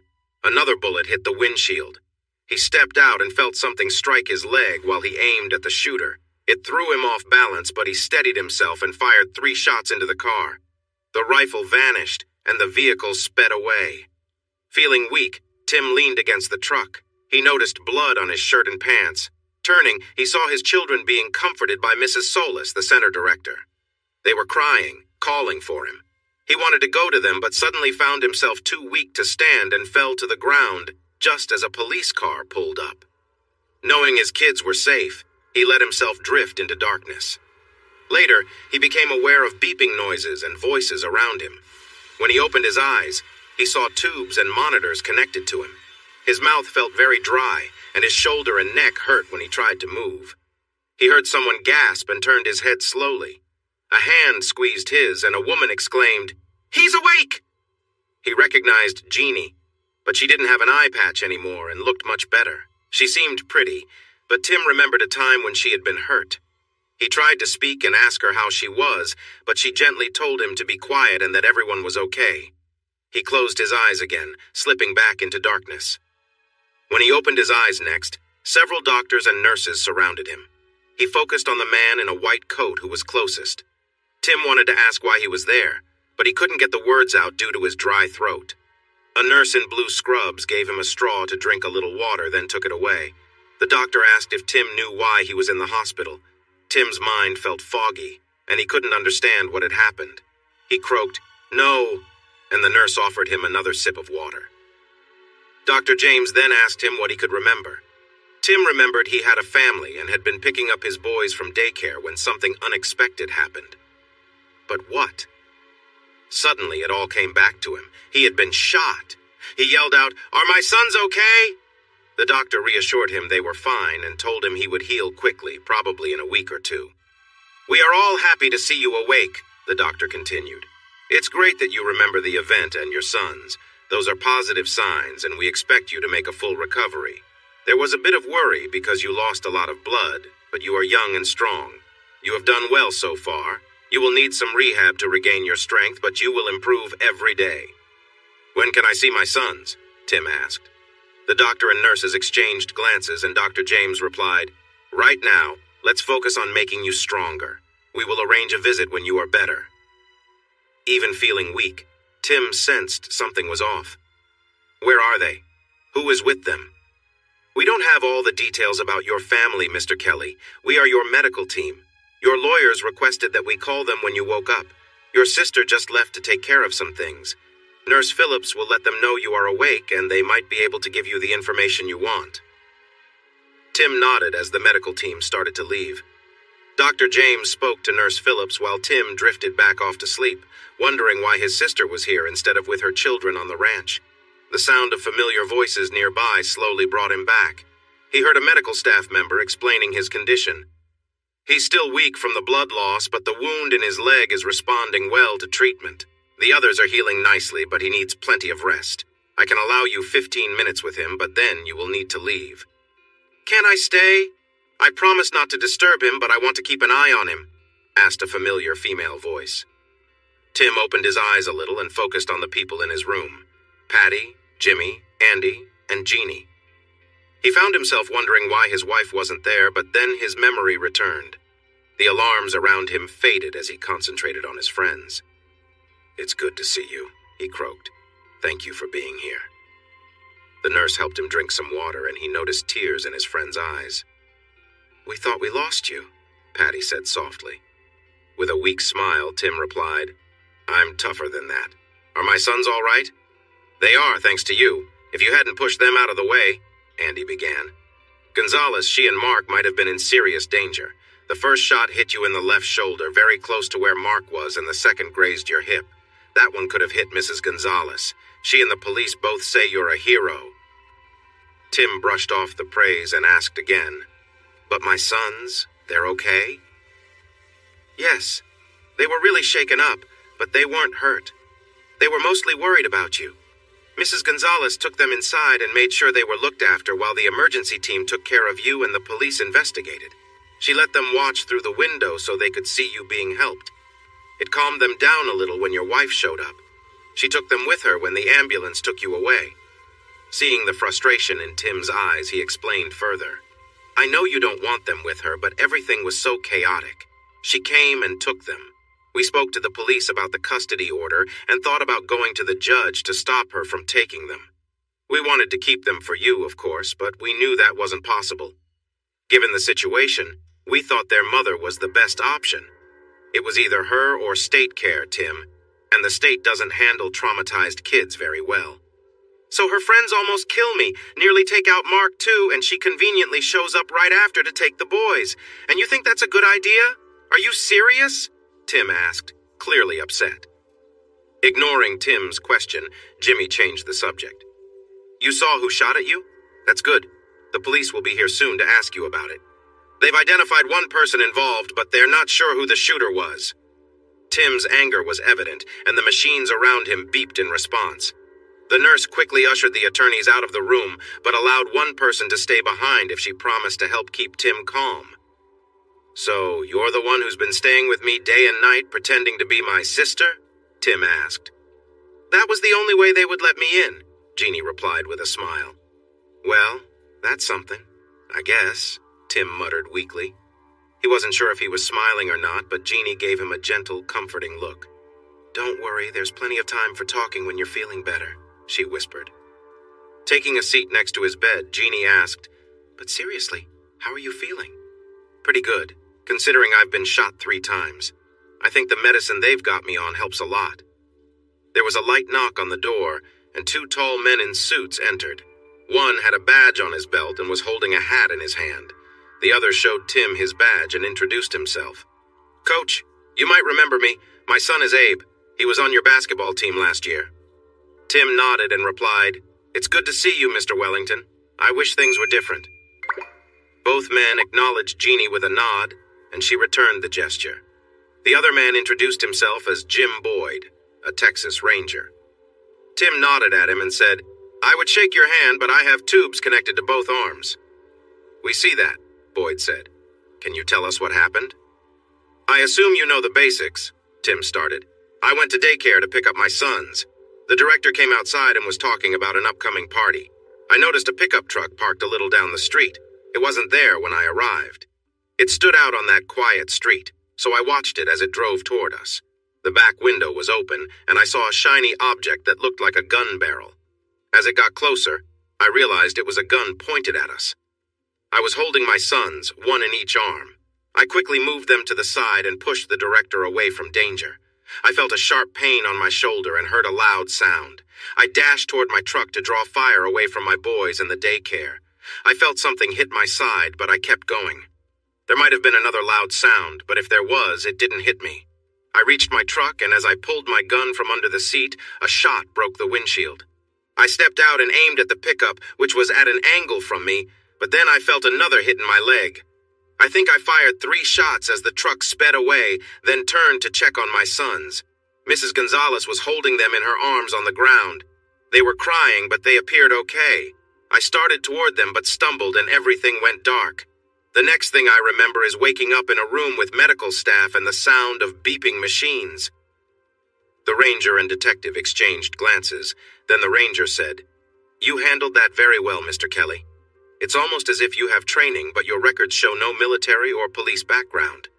Your description matches the other witnesses, one of whom was watering her plants across the street, and the other is the daycare director. Coach, did you see the person with the gun? Detective Wellington asked. Tim hesitated before answering. Not really. I was focused on the barrel and the danger.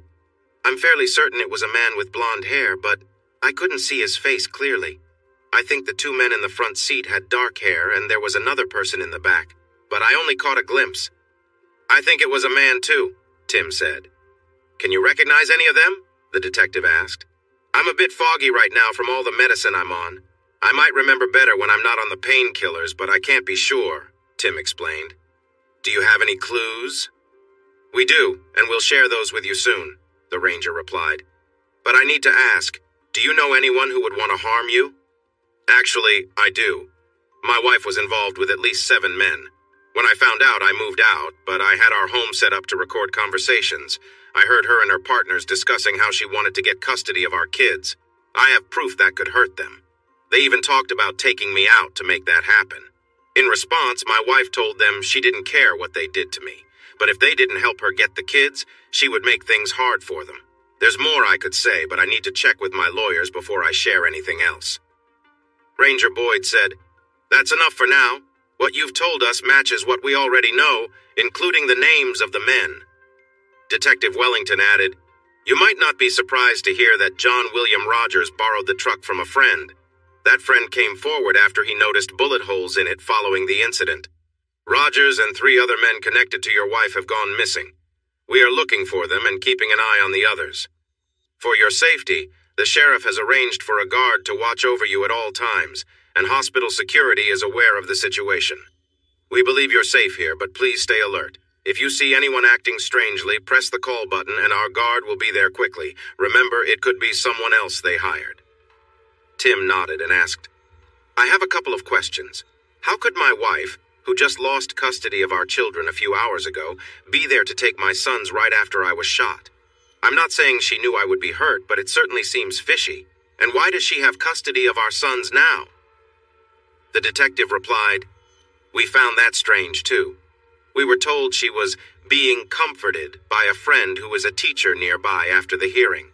They heard the sirens and knew your boys were at daycare, so they rushed to the scene. Her friend supports her story. Regarding custody, your friends and I discussed it. At that time, we weren't sure if you would survive. We felt your sons had already been through enough and didn't need to be placed with unfamiliar people by social services. Since the kids had to go into state care if their mom was not around, we thought it would be better for her to be with them. When she tried to take them, we all spoke with her. She said she would take them to her parents' house, which was far away, to keep them safe from everything going on." Wellington looked at Jeannie and then said to Tim, "Coach, I know you're upset with her, and you have every right to be. Your friend, who is also an officer, told me about the situation. But first, she made the right choice given what was happening. Second, I have never seen anyone so distressed. The officers had to help her so the medical team could do their job to keep you safe. She was crying, 'No, please don't leave. I need you. I love you,' over and over. I had to ask a female sergeant to help calm her down because her actions were scaring your boys even more. Mrs. Gonzalez took them inside until we could help her calm down. Once she settled, the boys relaxed too, and they wanted to go with her after the ambulance took you. Her friend said she would drive them to her parents' house since they were all too shaken to go alone. So as unhappy as you are about this, I really believe we did the right thing. When you are better and able to care for them, you can go to court. But until the ones who were after you are caught, it is safer for the boys to stay away." After they left, Tim turned to Jeannie and thanked her for being there. Jeannie looked worried as she said, "Tim, I heard what they said about watching for anyone suspicious, and I'm concerned about the night nurse who was here while you were in a coma. She was very rough with me, questioned why I was there, and seemed to dislike taking care of you. The other nurses treat you kindly and act like you're a hero, but she seemed annoyed and didn't want to check on you. It was on her shift while I was in the bathroom that you almost had a serious problem a few days after you arrived. Do you know her?" Tim said he did not remember her and wanted to be awake when Nurse Simpson came in to check on him tonight. Jeannie said she would stay in his room and keep watch while Nurse Simpson was on duty, as tonight started her 3-day shift. Tim suggested she go home and rest for now so she could stay awake later. She agreed with some hesitation and kissed his forehead gently before she left. Tim took a nap until his doctor came in the late afternoon. After checking on him, the doctor had them remove the IVs and suggested pain medication instead.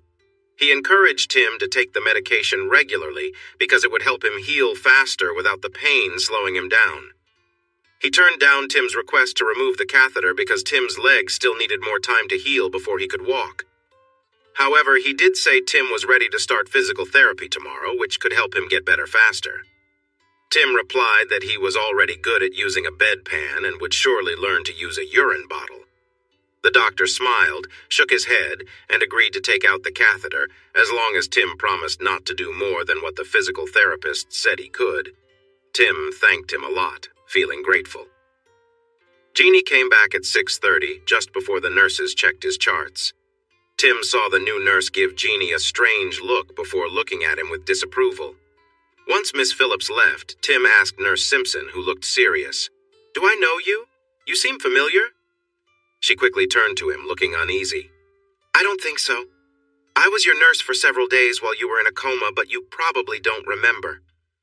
Tim continued, "That's odd. I feel like I've seen you around. Do you have kids in high school?" "No, I don't have any children. I'm not married and never have been." "All right, I'll keep thinking.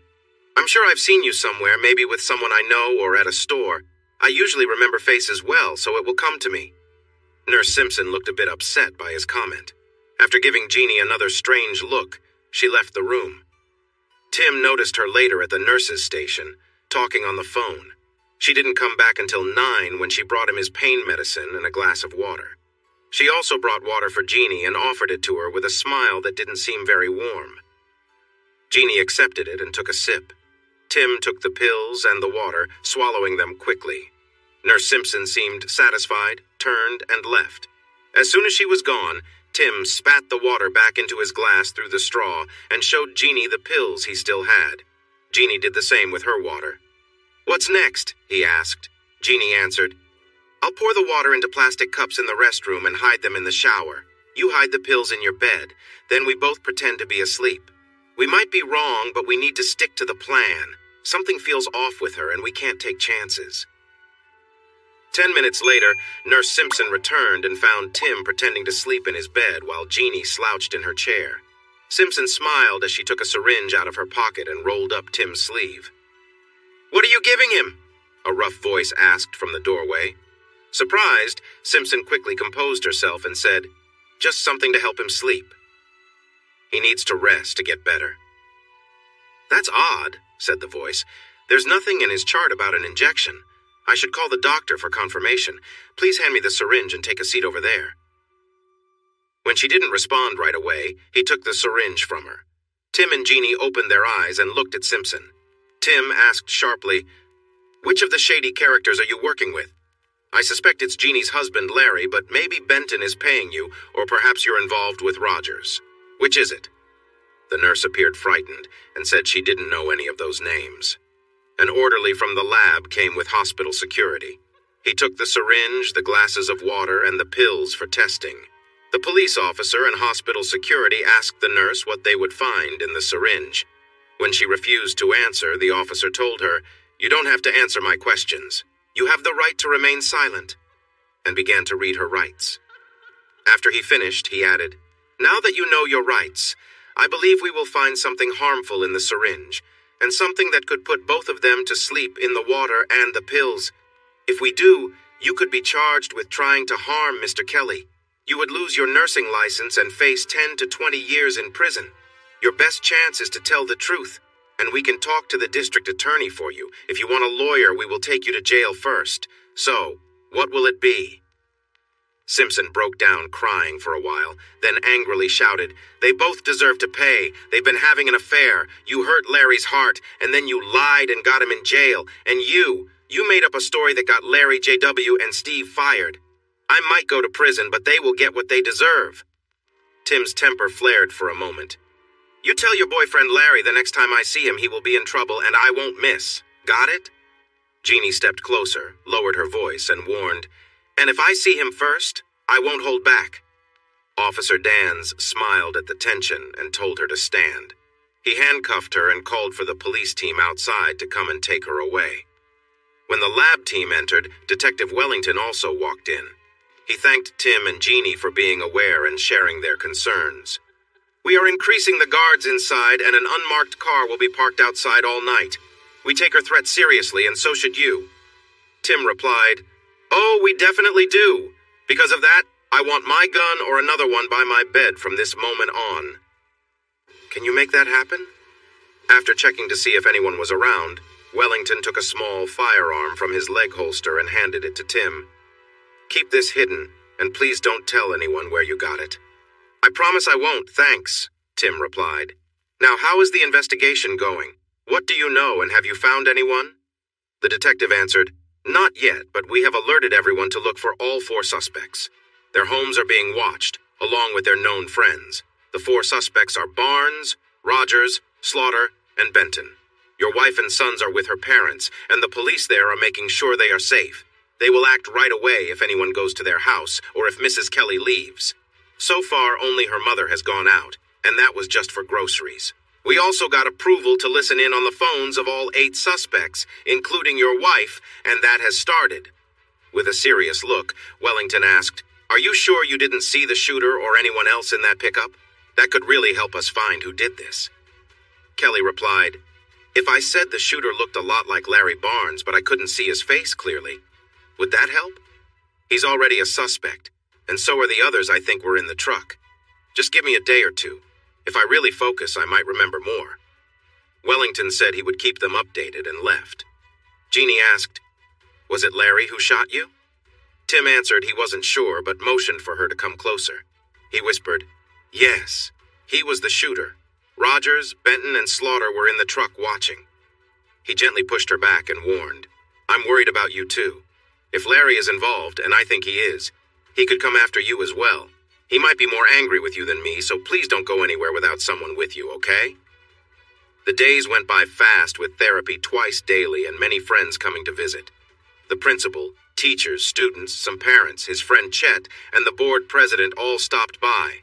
Every member of the basketball teams and many football and track athletes he had coached also came to see him. His lawyers took turns visiting, but Jeannie, his new support, stayed by his side except when she needed to freshen up. Because of a warning from Nurse Simpson, she traveled to and from the houseman's home with a pair of officers who took her inside as well. Tim's parents and siblings visited for 2 days, so the nurses knew Jeannie wasn't his sister. The head nurse asked him with a smile if it was okay for her to stay, even though she wasn't family. After that, she took on the role of a wife and was given a foldable bed and meals by the kind nurses, technicians, and helpers. The one person missing was his dear wife, who didn't come by or call. On the 4th day, Tim called his in-laws home and spoke to his father-in-law. "Good afternoon, Gramps. How are you?" "Tim, I'm fine. We have Karen and the boys here, safe from all the trouble. They are doing well, and so is Mother. The real question is, how are you? We heard you survived and are getting better, but we haven't heard anything new in a couple of days." "I don't see why you haven't heard more. Karen is listed as my spouse, so she can get updates from the nurses anytime. You, your wife, my sons, and Karen are all on my family list, so you can all come see me anytime. In fact, I want to see my sons soon. I'm up and moving now, doing physical therapy, and I'm close to being released. I think it would help them to see me doing better after what they last saw when I was hurt." Tim heard his father-in-law gasp, and when he spoke again, his voice was shaky. "We're not sure they are ready for that. They are still affected by what they witnessed. Maybe it's better to wait." "Okay, then let me talk to them and reassure them I'm fine," Tim insisted. The line grew silent for a moment, but he could hear whispering. Then his father-in-law said, "Call back tomorrow. We'll see about it then." Tim felt frustrated. "How about this instead? If you don't let me talk to my sons now, the police will be there tomorrow to take the kids and file a complaint against Karen for breaking the order, and then none of you will see them again. Which would you rather have? All I have to do is get my lawyers involved and you'll be in real trouble. Or you can let me speak to my sons and bring them to see me tomorrow. Which do you choose?" The line fell silent again, and then he heard Karen say, "Patrick, your daddy is on the phone. Would you like to talk to him?" Patrick shouted with excitement, grabbed the phone, and began speaking quickly. "Daddy, are you okay? You were hurt by bad people and you were bleeding. We were so scared and they wouldn't let us come to you. They said you might not make it. Are you all right now?" In the background, Tim could hear Mark saying, "I want to talk to my daddy too. I want to tell him I love him and I want to hug him and help him feel better." Tears filled Tim's eyes, but he responded with equal enthusiasm to Patrick. "Daddy is doing well. Those bad people hurt him and made him bleed, but he's getting better and the police will catch the bad ones. They will face consequences for a long time. Daddy wants to see his boys. When are you coming to see me?" "I have to stay here for a few more days, but soon I'll be going home to get my boys. Then we can all be together. Would you like that?" Patrick shouted. "Yes, Daddy is coming home to get us so we can all be together." "Patrick, can I speak to Mark now?" Tim asked once Patrick settled down. Mark took the phone and said seriously, "Hi, Daddy, I love you. When I come to see you, I'll bring my doctor kit and help you feel better." "Thank you, my special little one. I know you're a great doctor who can make me feel better right away. When are you coming to see me? When will we see Daddy, Mommy? He wants me to come help him. Soon, baby, soon. Can I talk to Daddy now? Daddy, Mommy wants to talk to you now. I love you, Daddy. I love you too, Mark. Be a good boy. Tim, can we talk? Karen asked softly. The boys are in the living room with Mom and Dad now. What do you want to talk about, Karen? Tim replied coolly. Tim, I can't express how sorry I am about all this, Karen said, her voice shaky. He could tell she was barely holding it together, but Tim couldn't stop himself. What exactly are you sorry for, Karen? Are you sorry for what happened to our marriage and family? Or are you sorry I found out? Are you sorry about the trouble you got into, or just that it hurt me? Tell me what you are really sorry for, Karen. All of it. Everything. I can't believe it happened, but I know it did. Would you like to see the videos, Karen? Tim interrupted. If you can't believe it, would you like to see what happened? Would that help you remember? Because it sure helps me remember. Tim, how do you know about that? Karen asked, shocked. I warned you that I knew everything. I told you your only chance was to tell me the truth, and you still lied to me. I don't know what makes me angrier. The way you acted, your lies, or how you've disrespected our marriage. But I assure you, you will regret what you've done. When I finish with you. Tim stopped because Jeannie was putting her finger to her lips and shaking her head. He realized she was reminding him that their conversation was being recorded. He had already messed up by bringing up the videos. He shouldn't say anything else that could cause trouble. Taking a deep breath, Tim spoke in a calmer tone. I'm sorry, Karen, I lost my temper. I promise I'll calm down now. What did you really want to talk about? Oh, Tim, I'm such an idiot. I'm really sorry, Karen cried. I know, Karen, I know, Tim replied. Let's set aside your guilt for now and talk about something else. Can you bring the boys to see me tomorrow? I would really like to see them.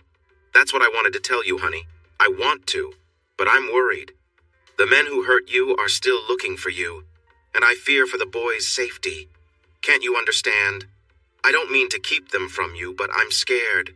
Why, Karen? How do you know they are still after me? Have you spoken to them? Tim asked. Karen was quiet for a moment, so Tim pressed on. If you have talked to them and don't tell me, you could get into serious trouble. That means you might not see your sons again until they are adults, if they even want to see you after so many years. Think about that. So have you talked to them? No point in lying. I can check your phone records before the next hearing, and I will tell the authorities if you have. Tim, I promise I haven't contacted them. Barry called me at home the night after you were hurt and said they had taken care of my issue. My parents were right there, so I tried to make it sound casual. I told him that you had been shot 3 times and had to have several surgeries, but you were expected to get better. He cursed and told me not to worry. They would come up with another plan. I said sincerely that I love you and am hoping you recover, and they should too. He laughed, repeated what I said, and others in the background also laughed. He said, "Sure, babe, we understand," and then he hung up. 2 days ago, they called again, and JW told me that Larry had someone at the hospital who would take care of you soon. I was alone with the boys who were playing in another room. I told him that I never wanted you hurt and that they should stop whatever they were planning. He laughed and said if I changed my mind, they would cancel it. He told me he would see me soon, and then he hung up. And then, my dear wife, I assume you called the police and reported that another attempt would happen against me, right? Tim asked, knowing the answer already. No. I told them to stop and they promised they would, she responded. Didn't they? Actually, your honest friends did try again last night, even after promising you they wouldn't. A nurse Larry was involved with tried to harm me while I was at the hospital. Have you thought yet that they might not be trusted, my loving wife? Maybe it's time for you to talk to the police and be honest. Or is there something more? After a short moment, Karen said, They called me again today to tell me their plan at the hospital didn't work, but they were going to keep trying. I was all alone and yelled at them to stop, that I don't want you hurt. I told them again that I love you and I want us to stay married and grow old together. I asked them to leave you alone. They laughed at me and said they wouldn't stop until you were hurt. They also said they would come for me soon. I told them I wouldn't go, but one of them said, "Oh yes, you will, or he won't be the only one in danger." Then he mentioned that I would like Mexico. I cried and said I wouldn't go, but they hung up on me. And then you called the police, right? You were worried about our sons, so you told the police about another plan to harm someone, and that you and your family had received threats. Is that right? Tim pressed her. Karen began to cry loudly, and Tim let her take a moment before he redirected the conversation. Did you call the police about this last threatening call? Sniffing, she replied, No, I'm scared of them. If I tell the police, they might hurt me. So the people you trusted, who you left your marriage for, are now threatening you and maybe our sons and your parents if you won't go to Mexico with them. Wow, Karen, your judgment in this is shocking. What happened to the good person I married? Did they change everything about you? I just don't understand. Karen started crying again, and Tim listened for a while before saying, I'm giving you an hour to compose yourself and make the call. When I call back, I want to hear that you've talked to a police officer. And one more thing, Karen. If anything happens to my sons, there will be serious consequences for you and those with you. Do you understand? Her crying turned into wailing, and Tim raised his voice, saying, 1 hour, before he hung up. Jeannie calmly reminded Tim that their sons were being watched, and anyone approaching them would be arrested, so they were safe. She also told him that their phones were monitored, so he needed to stay calm and not make threats. He nodded, took a deep breath, and promised to do better. Just then, Andy came into the room as Tim returned from the bathroom with his walker. Jeannie hugged him and told him to take good care of her patient while she went to the houseman's to clean up. Tim reminded her to eat well, but she laughed and said she preferred the hospital food because it helped her lose weight. Tim looked her over and said, Well, don't lose any more. You look great just like this. Jeannie rolled her eyes and waved him off as she walked out the door. The officer who was there to assist gave a sly smile and followed along. Andy and Tim watched Jeannie walk away, admiring her, and Andy said, She really is almost perfect, isn't she? If she weren't so kind and already involved with one of my friends, I would be thinking about her all the time. Tim replied, Sure, she's incredibly nice and is married, but that doesn't stop me from noticing how great she looks. Well, now that you've said that, maybe I wasn't being entirely honest about my thoughts, Andy admitted. The friends laughed together. Andy was nearest when the phone rang, so he picked it up. He told Tim it was the police chief from Karen's hometown, then handed him the phone. Hello, Chief, Tim said. I just had a very interesting call from your father-in-law and your wife. I was hoping to receive some information after your last call, so I was really pleased. When she told me everything, along with some extra details, I felt even better. We could possibly charge her with interfering with an investigation, but I'm planning to save that as a backup if needed. Are you okay with that? Tim answered, Chief Lewis, I'm fine with however you decide to handle this. I just want those responsible caught, put on trial and punished. I'm tired of hiding and watching. I'm ready to deal with this once and for all. Chief Lewis responded, That's quite a way to describe it. You do realize it would be safer if the solution came from law enforcement rather than someone outside, right? Of course, Chief, Tim replied, then continued. But I'm fed up with being threatened and mistreated. Like a cornered animal, I'll only take so much before I fight back. You understand that, right? I do. Just make sure you don't act until you really need to. When a big animal goes on the offensive, it can cause a lot of panic. Now get some rest and let me talk to your lawyer for a moment, please. Here he is, Chief, and good luck, Tim said. Mr. Robbins, I believe, we haven't met, but my colleagues in Austin and Williamson County hold you in high regard, the chief said with a laugh. I'm pleased to hear that, Chief. How can I assist you? Andy asked. Is there any chance you and his other 2 lawyers, as well as his new best friend, can help your client see reason? I know of him because I checked his background when he married the mayor's daughter. People say he's a good man, though a bit of a fighter when he or his friends feel wronged. He has plenty of reasons to feel this way now, and I was listening when he spoke to his wife. I can tell he's about to lose control and cause trouble if we don't catch these guys soon. Honestly, I think we'd be looking for their killers instead of them if he hadn't gotten hurt. The best friend you can have and the worst enemy, the sheriff from his home county said, sounding a bit impressed. Still, my team, the Austin and Cedar Park Police, and even the Texas Rangers feel just as strongly about finding these people as he does. What we don't want is for your client to take matters into his own hands because he's tired of waiting. I understand, Chief. We'll do our best, but as you said, patience isn't the strongest trait of his. The faster we can put them behind bars, the safer everyone will be. Andy replied. The chief assured them they were working as fast as possible and hung up. Chief thinks you might be about to lose control, as he put it. You aren't, are you? You have to give them time to do their jobs, Andy urged. Tim's frustrated voice came through. I've been shot. Jeannie has been hurt badly. They tried to harm us both, and now they are threatening my sons, their mother, and her parents. The police can't find them, but they seem to know everything happening in this hospital and at Karen's parents' home. How much longer do they want me to wait? Until they hurt my sons and me? I don't think so. When I get out of here, I'm taking action. The wounded bear has been cornered. It's time to stand and fight. Andy sighed, but he understood his client. There would be no stopping him once he could shift from being hunted to being a hunter. He thought about asking the doctors to keep Tim a few more days, but it was better for Tim to be at the Houseman's with his protection, both for himself and Jeannie. Just then, Chet arrived. He greeted Andy and Tim, they shared a hug, and Chet took a seat after Tim settled back into his bed. The friends relaxed and caught up. It turned out Alan and Benton were busy claiming they were innocent to the school board until Andy played the recording from Tim's house. After that, they shouted insults, quit their positions, and stormed out. Their resignations were accepted as soon as the board returned from a break, and they posted notices of the openings. Ward and Hughes were fired for cause. Rogers and Slaughter were also let go for cause, even though they had tried to resign right before the meeting. The board rejected their resignations without hesitation, approved the terminations unanimously, and reported their actions to the Commissioner of Education. The educational paths of all four men were basically over. During a private meeting, they discussed Karen Kelly's situation. However, they hesitated to end her job because it seemed she might have been pushed into her circumstances. The assistant superintendent for finance was made the acting superintendent. Chet was moved from being an assistant principal at the high school to acting principal at the elementary school.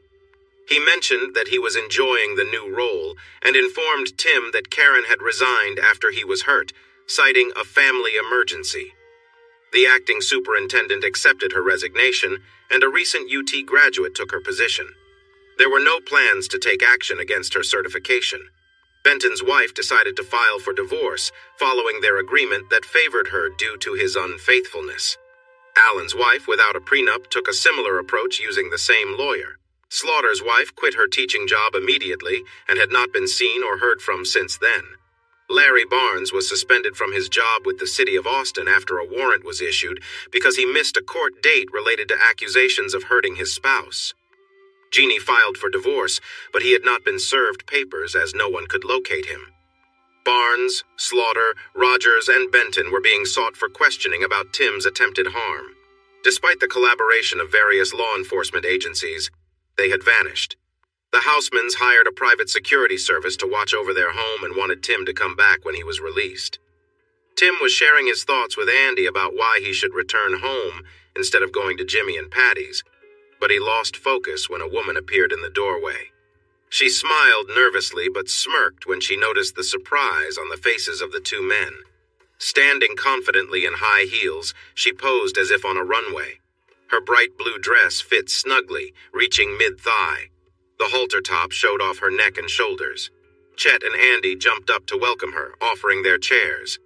She walked into the room gracefully, greeted Chet and Andy with friendly kisses on their cheeks, and chose to sit on the bed next to Tim, who was left speechless. The woman leaned over to kiss Tim on the cheek, causing Chet and Andy to watch in wide-eyed surprise as she did. "Cat got your tongue?" she asked with a playful smile. After a moment's pause, Tim raised an eyebrow and replied, "Okay, who are you?" She gave him a playful look and said, "Whatever do you mean? I only left a few minutes ago and you've already forgotten me?" Tim looked her over carefully and then replied, "The girl who was here a couple of hours ago in jeans and a sweatshirt is a friend. I've known her for 2 years, but I've never seen her in high heels or red lipstick, and I don't think she has a short blue dress like that. So, who are you?" Andy and Chet jumped in with goofy lines like, "Are you a movie star? And did it hurt when you fell from heaven?" Jeannie smiled but pretended to be annoyed. "Can't a girl wear a dress without getting cheesy compliments from you guys?"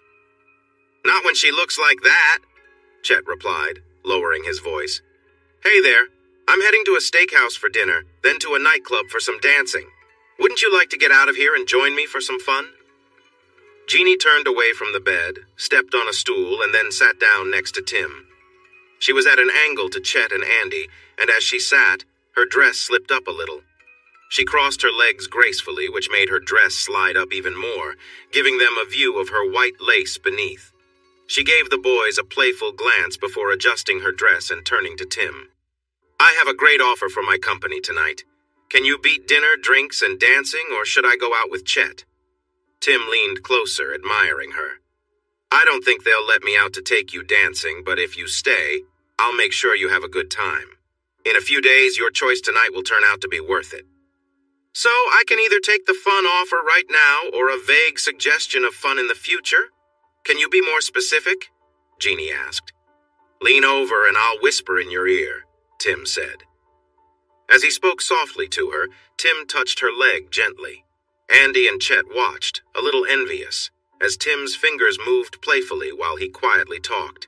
They noticed her smile and how she laughed softly, then Tim stopped whispering, giving her a gentle nudge with his shoulder. Jeannie looked back to Chet. Can I take a rain check on that dinner and dancing, Chet? I'd like to go out, but Tim reminded me I promised to keep him company tonight. I never back out of my promises, so I'll have to decline for now, but maybe another time when Tim is okay. Chet chuckled lightly. He's doing fine, Jeannie. There are plenty of doctors and nurses around, and he's almost ready to go home. Remember, they're releasing him soon. His tone was playful, and his eyes showed he was joking with her. Andy jumped in. What if both of us took you out? It could be a double date to make sure you get to dance all night. We can decide who gets to take you home afterward. Or, Chet added, maybe we could both bring you home and share a goodnight kiss or two. Sounds better than being stuck in a hospital room with a grumpy patient, right? Tim raised his hand behind Jeannie and made a funny gesture, saying loudly, You know they are just trying to charm you, right? You can't trust either of them in a car alone with you, much less both together. They said take you home instead of take you to your home. You can trust me, though. Ignoring Tim, Jeannie replied earnestly, As tempting as your offers are, guys, I'm still recovering, and I think it's best I stay here to rest. Tim will probably fall asleep soon, and then I can rest too. They laughed and shook their heads as they got up to leave. Chet paused and said, Don't let him fool you into thinking he's got kinder motives than us. He's been checking you out at school for 2 years, even when you were in coaching sweats. Imagine what he wants when you wear that lovely blue dress. Tim playfully gestured again, and they all chuckled. Are they right, Tim? Do you have less honorable reasons for wanting to spend time with me? Jeannie asked with a teasing tone and a wide-eyed, innocent look. Tim moved closer to her, gently touching her arm, and replied, Maybe I should ask you the same question. You show up here all dressed up, looking lovely. What are your plans, young lady? Jeannie laughed and said, Patty thought you'd be trying to sneak a peek all evening, but I told her you were more interested in my legs. She smiled and raised her dress slightly, playfully asking, So, do you think I have nice legs? How many times have I not admired your beautiful legs over the past 2 years when you wore shorts, or even your nice school dresses? Plus, you know I think you have the prettiest legs and a lovely figure. Are you asking for compliments? Tim responded. Jeannie smiled at him in a way that made him take notice and lowered her voice to say, I've been worried that you think of me as just a friend. Patty lent me this dress and these shoes, and I came here hoping you'd see a different side of me, not the teacher, not the coach, not the nurse, and not the woman who's been through so much, but a more confident version of myself. I want you to know that there's more to me than anyone at school has seen. She sat on the edge of the bed with her legs gently apart. Even though his shoulder still ached, he moved closer, resting his hand on her leg. He gently touched her skin, letting his fingers explore. He kissed her knee softly, his lips brushing her skin as he tried to ease the weight off his shoulder. He paused for a moment and caught her gaze, his emotions clear in his eyes. Do you think I see you as just a colleague? All I see is someone incredible, someone with so much strength and warmth. You're more than just the roles you play. You have something special inside, like a fire that never dies. He moved her hand closer to him, sharing the connection between them. Although he was in pain, his focus stayed on the quiet understanding and closeness they were sharing. As they sat there together, their closeness grew, and the energy between them became something deeper, more meaningful.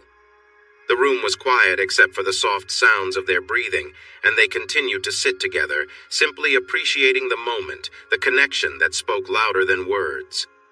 Jeannie and Tim were lost in the moment, sharing a deep connection that drew them closer. As their emotions intensified, they moved together in perfect rhythm, fully focused on each other. Jeannie felt her heart race as their closeness grew, her body responding to every gentle touch. Tim noticed how connected they felt, but he was careful not to push her beyond what she was comfortable with. He knew how to guide their experience, bringing them to the brink but always pulling back just before it became overwhelming. Their intimacy was built on trust and care. They exchanged a glance, both understanding that they were experiencing something profound. Jeannie felt a wave of emotions wash over her as she trembled in his arms, lost in the intensity of the moment. Her body relaxed, and she felt a sense of release as her energy faded into a calm stillness. Jeannie, catching her breath, felt a twinge of self-consciousness, unsure of what had just happened. "I'm sorry, Tim," she said softly, her face flushed. "I didn't expect that. I've never felt like this before." Tim smiled warmly at her, his eyes filled with reassurance. "It's okay," he whispered. "You don't have to apologize." Jeannie leaned in and kissed him, a gentle gesture of appreciation for the shared experience. Tim, in turn, wrapped his arms around her, making her feel safe and valued. As their quiet moment lingered, Tim tenderly placed his hand on her shoulder, softly rubbing her back, making sure she was comfortable. Jeannie smiled at him, feeling understood and supported, knowing that their bond was something special. They lay there for a while, the world around them quiet and still. Neither of them spoke much, but their closeness said everything that needed to be said. Tim focused on Jeannie as she moved closer to him, expressing her feelings as she neared her peak. She let out a loud sound, her body tensing before relaxing as the moment passed. She gripped his wrist tightly and rested her other hand on his chest. After a moment, she leaned against him, her lower body slipping off the bed, causing her to cry out softly from the overwhelming sensations. Blushing, she quickly pulled away and hurried to the bathroom. After washing up, she returned with a cloth. She cleaned his hands, put on her clothing, and wagged her finger at him. "You, mister, are trouble. You made me faint earlier, and then you didn't stop when I asked. I need to learn how to keep us both in check." Tim smiled at her playful frustration and reached for her leg, but she moved away quickly. "I thought you were going to help me tonight. What changed?" he asked. I'm not sure if I can keep that promise tonight. I still feel a lot, and I worry that if you touch me again, I'll react in a way I can't control. I'm sure everyone in the hospital heard me," she said, laughing nervously. "That will be your punishment for making me react so loudly when you didn't listen to me. Plus, I have to get ready for my classes tomorrow. Some of us have to work." "If you're really leaving, at least come give me a goodnight kiss," he said, pretending to pout. "Only if you keep your hands under the covers. I don't trust you," she said, giving him a playful glare. Tim obeyed, and she leaned over to kiss him, playfully caught off guard when he grabbed her. She struggled briefly, then kissed him back before pulling away with a laugh. "You are so naughty. Good night, and dream of my visit tomorrow after school." "Tease," he said, turning away but smiling as he watched her reflection in the window. She seemed uncertain for a moment, moving closer, then yelped when he turned back to reach for her. It wasn't easy for him, but he enjoyed the playful moment they shared. Sharon smiled awkwardly at Tim's playful tone as she stood near the door, her eyes betraying a mix of amusement and hesitation. She gave him a knowing look and said, "You've got quite the imagination, don't you?" Tim grinned, sensing her reluctance and deciding to ease the tension. "I'm just grateful for all the care you've given me," he said, his voice softer now, trying to lighten the mood. "And maybe I just wanted to make you laugh a little after a long shift." Sharon chuckled softly, relaxing a bit as she stepped closer to check on his vitals. "Well, making people laugh is part of the job too, I suppose," she said, glancing at him with a warm smile. Tim watched as she focused on her task, feeling the comfortable silence between them. "You know, you really take good care of people. he added thoughtfully. I bet you make a difference in a lot of lives. Sharon paused for a moment, looking at him with a hint of appreciation in her eyes. Thanks, Tim. That means a lot. She finished checking his vitals and gave him a light pat on the shoulder. Get some rest. You need it, she said before heading towards the door. Tim nodded, a genuine smile on his face. I'll try. Thanks, Sharon. With a final glance back, Sharon left the room, leaving Tim alone with his thoughts, grateful for her kindness. The nurse kept her eyes on his face as he touched her, but when he reached for the top of her scrubs to pull them down, she snapped back to reality and stepped away quickly. No, I can't do this. It's not right, and even if my husband is unfaithful, I'm still married, and so are you, even though... My wife is unfaithful? Tim asked, finishing her thought as a question. Nurse Phillips, who was called Sharon, looked away and said, Exactly, before leaving the room. Tim smiled as she left and wondered when he would feel better. The physical therapy sessions were becoming harder each day, and this morning was the toughest yet. However, he was still making progress, which made the therapist smile. The therapist praised Tim and said he might recommend him for release, but first he had to promise to attend all his therapy appointments. Tim promised with a big smile and walked back to his room, pushing his walker in front of him. The charge nurse shot him a disapproving look, but the young aide and tech smiled. He waved one hand and joked, I've loved all the care, but I'm ready to leave. I'll never forget you. He walked down the main hallway and turned the corner toward his room. The deputy sheriff guarding him nodded as he passed, and at the end of the corridor, he spotted another officer in a different uniform. As he approached his room, he saw his father-in-law standing in the doorway. He surprised him with a friendly pat on the back and stepped inside. His two young sons jumped off the bed and rushed toward him, while their mother and grandmother called for them to be careful. Tim reached out his arm and lifted the older boy for a hug and a kiss, while his little brother hugged his leg. Tears welled up in his eyes, but he quickly wiped them away and joyfully welcomed his sons. He set Patrick down and lifted baby Mark next for a hug and kiss. Mark held on tightly, resting his head on Tim's shoulder. I missed you, Daddy. Can you come home now? He asked. Patrick chimed in. Yeah, can you come home and play with us now, Daddy? We'll see, boys. The doctor is supposed to visit this afternoon to tell me when I can go. Are you going to stay and have lunch with me? Maybe he will come by after we eat. The boys turned to their mother and asked together, Are we eating with Daddy? Tim's gaze shifted to Karen, standing across the room by his bed. He felt a wave of emotion seeing the woman he loved, his wife, and the mother of his dear children. The tear tracks on her cheeks somehow enhanced her remarkable beauty. Her honey-golden hair framed her pretty face, and it fell to her shoulders. She wore a lovely emerald-green dress that matched her eyes. She looked just as charming and innocent as she did when they first met. Tim felt a sharp pain in his heart as memories of her betrayal flooded back, and he couldn't help but wince. Karen had been full of joy when he showed her his love, but that joy shifted to sorrow when she saw the hurt in his eyes. Tim, I'm so sorry, she whispered.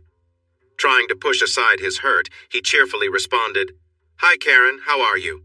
Thanks for bringing the boys to see me here. I know you've been busy, so I appreciate you and your parents making the trip to the hospital. Hello, Granny. It's great to see you.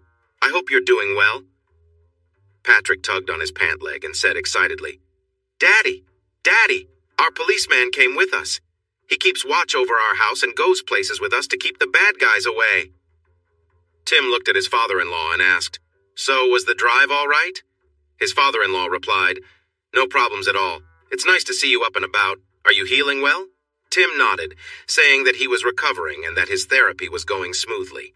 He hoped to go home today or tomorrow.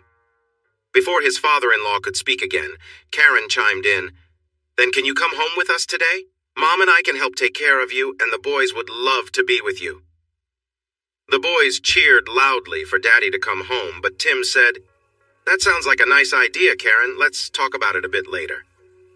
A nurse peeked into the room and asked if he wanted his meal in his room or in the cafeteria with his family.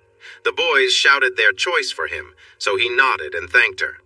Boys, why don't you and your grandparents head to the cafeteria and find us a nice table? Mommy and I will be there in a few minutes, all right? The boys eagerly took their grandparents' hands and hurried down the hall. Tim turned to Karen and said, "I think I'll pass on going home with you. Not for the reasons you might think, but for two important ones. First, my therapy is nearby, and second, while I'm being chased, I don't want to put our sons and your parents at risk. The people looking for me could do anything, including causing trouble at home, do you understand? I don't want to bring any danger closer to you all. We will need to sit down and talk about everything, but right now, I need to focus on my recovery, and we all need to stay safe. We should gently explain things to the boys before you head back to your parents' house. But let's enjoy our lunch first and let them wander a bit. I'm supposed to exercise and walk anyway." Karen's feelings showed clearly on her face as he spoke. She felt scared when he kept her there, sad when he said he wouldn't come home, and a mix of hope and fear when he explained his reasons. But when he promised they would talk soon, a wave of hope filled her heart. She knew she couldn't fight back, but at least he was ready to listen now, or at least soon. That was more than she had hoped for, and it gave her a chance to say she was sorry. Lunch was relaxed and enjoyable, even with the officer watching over them. They strolled around the grounds in the nice spring weather and found a big picnic table to sit at.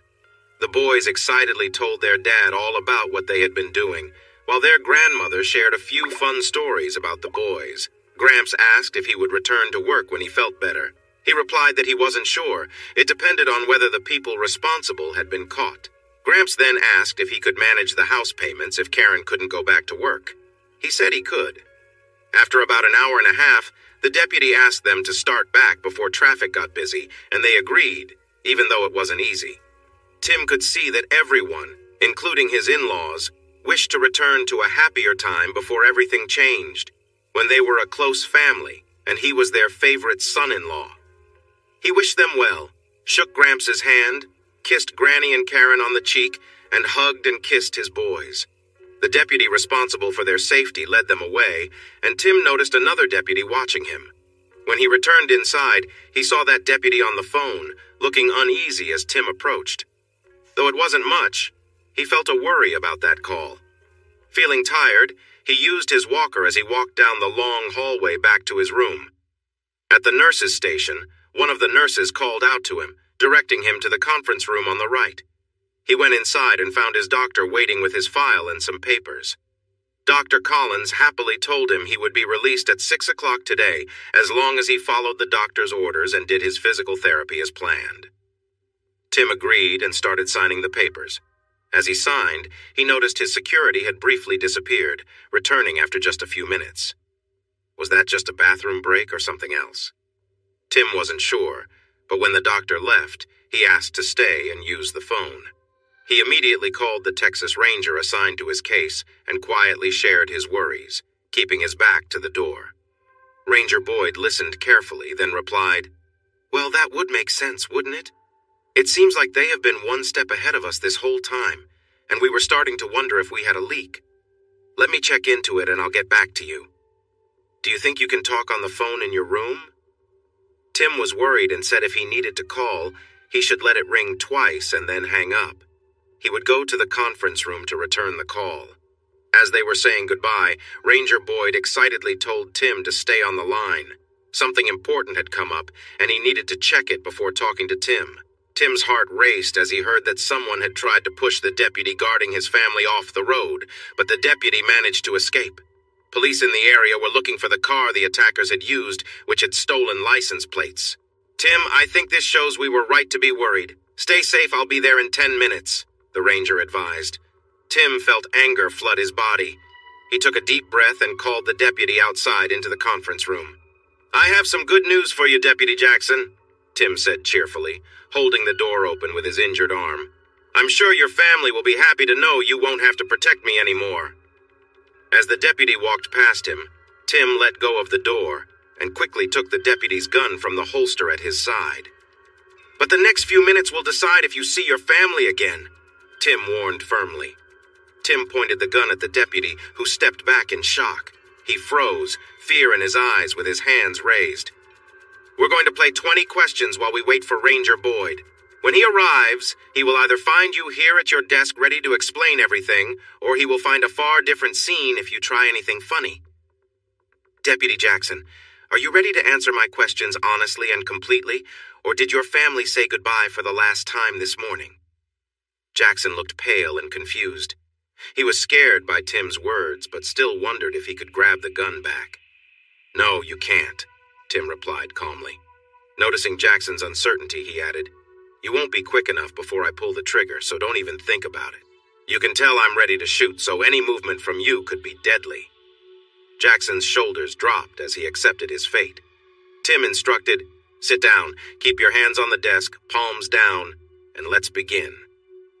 Jackson obeyed, and Tim said, "Answer honestly, completely, and exactly. Now, who are you telling everything to?" "The sheriff," Jackson replied in a flat voice. "What did he ask you to do?" Tim asked. "To watch you and your visitors, listen to what I could, and change the tapes in your room before I left. I took the tapes to him every night." Tim felt only a little surprised that he was being recorded. He wondered where the hidden microphones were and if the phone had one too. Looking back at Jackson, he asked coldly, "How did they know when my wife and kids were leaving and the way they would take home today?" "I was told to call him if they arrived, find out their plans and update him. I talked to another officer about keeping an eye on your family, about how he was going to help them while they traveled home. He shared the route he chose, avoiding the main road until they were past Manor. I called the sheriff and told him what I had learned." "Did you know there would be an attempt on their lives after you shared that information?" Tim asked, his tone icy. "No! The sheriff said he needed to know so he could send extra help. He called me back just before you did. He said someone tried to run the officer off the road and fired shots at them, but the deputy and your family got away safely."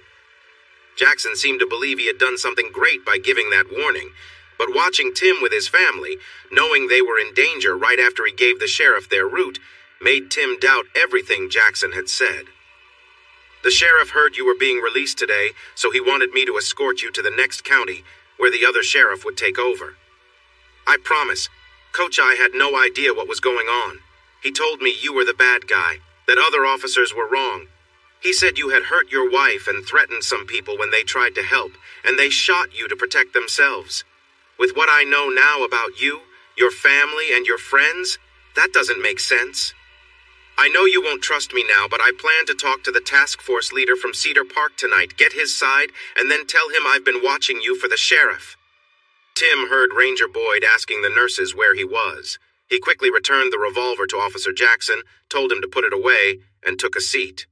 Jackson looked shocked until Tim greeted the ranger, saying, "Jim, Officer Jackson has something he'd like to share with you. He already told me, and it confirms our suspicions." Tim listened as the officers discussed the sheriff's orders, explained where the recording devices were, how Collins justified taping Tim, and talking about the officer who worked the night shift. Boyd asked Jackson why he was given this duty. Jackson replied that he didn't know, but it was the best job he had since joining over a year ago. For the last 9 months, he had been working night patrol in the eastern part of the county, even though he lived west of Cedar Park near Jonestown. Boyd asked if Jackson ever suspected the sheriff of anything. Jackson scoffed, shook his head, and said, "Yeah, he just seems shady. My dad and grandfather were sheriffs in West Texas, so I grew up around police work. When I applied, my dad warned me about his reputation, but my wife grew up near Lake Travis, and all her family is around Jonestown, so I took the job. 2 months later, at the department Christmas party, the sheriff made advances on my wife right in front of his own. In January, I was given a new duty with the night shift around Taylor. My wife was unhappy about me being gone 4 nights a week, but I told her it would only be for 6 months while I got settled. She still acts like she's always angry with me, and our marriage is barely hanging on. I blame that sheriff, and now that I know he's not honest, I'll do anything I can to help bring him down. I'm sure he used the information I provided to set up the attack on Coach Kelly's family." Tim was listening closely, but part of his mind was on a movie he had yet to watch. Just then, the ranger turned back to him to speak. Tim interrupted.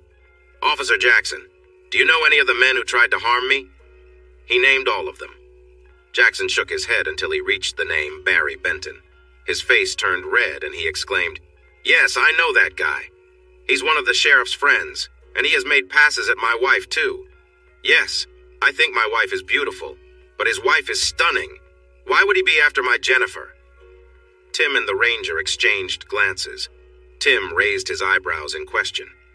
"I don't want to make it difficult," he began.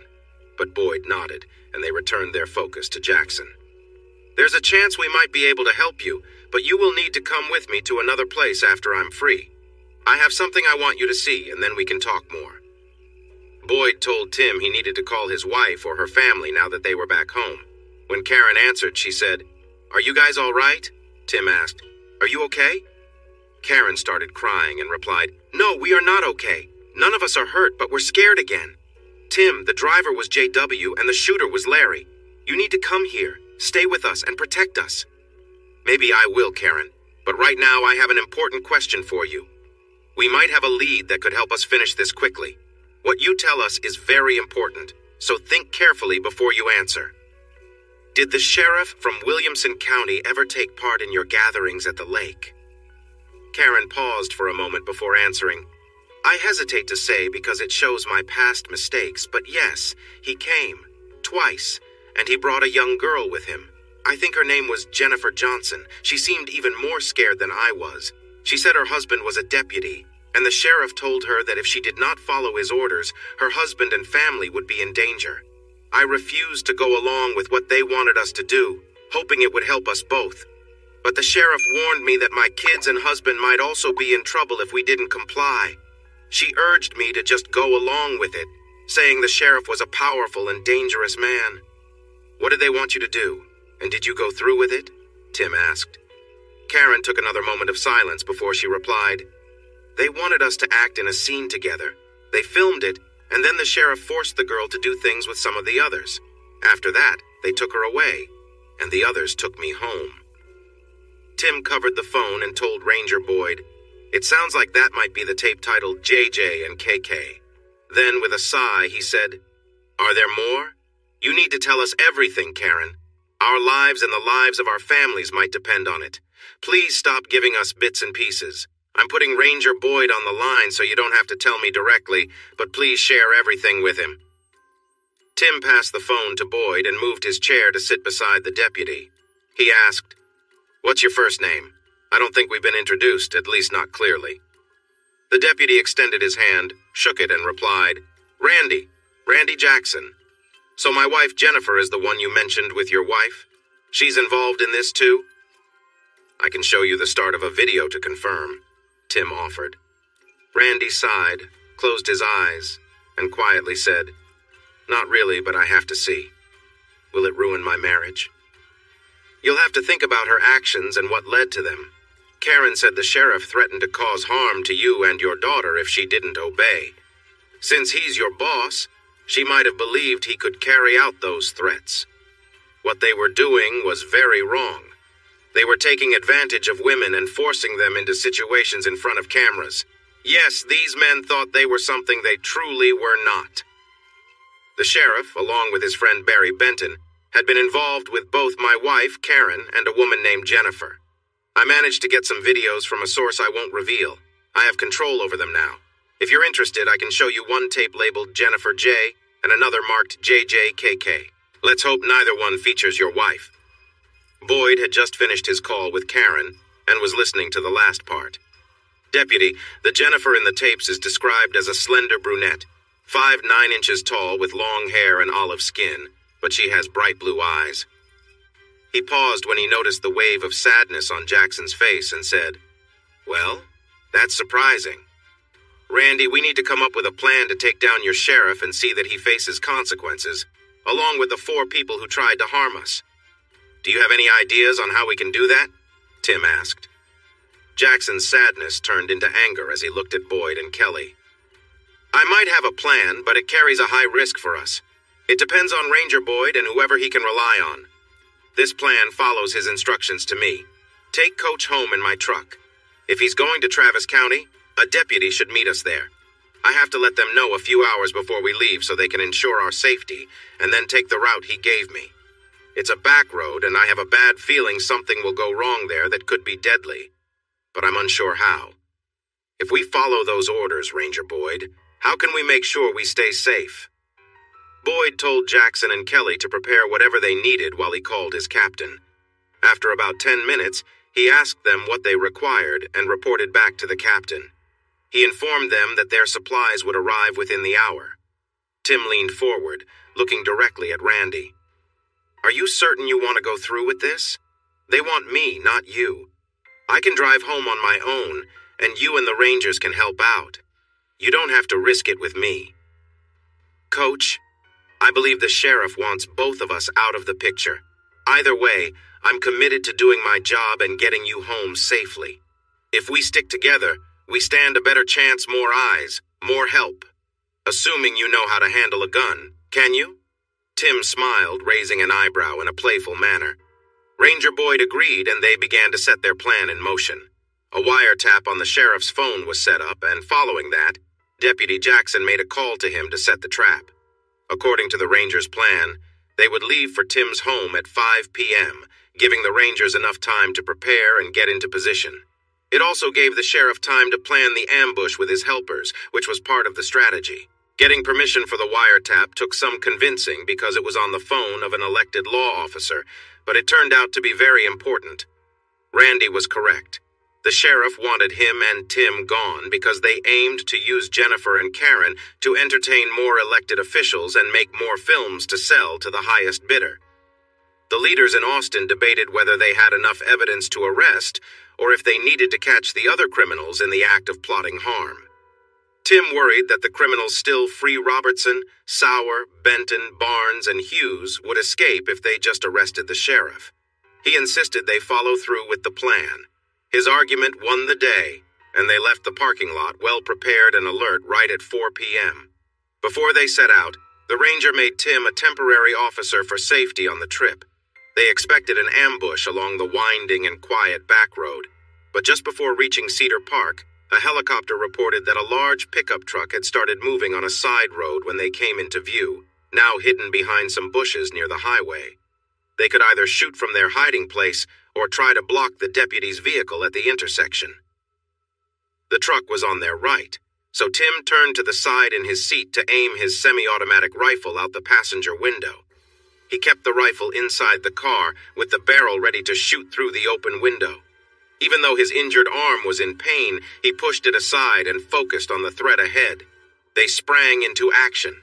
They rushed out in a big truck with a strong front guard, and the passenger in the back seat started shooting at Tim and Randy as they broke from cover.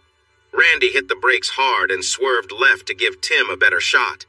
Tim fired at the truck, aiming for the driver. The truck swerved right and ended up in a ditch across the road, but managed to turn and drive away.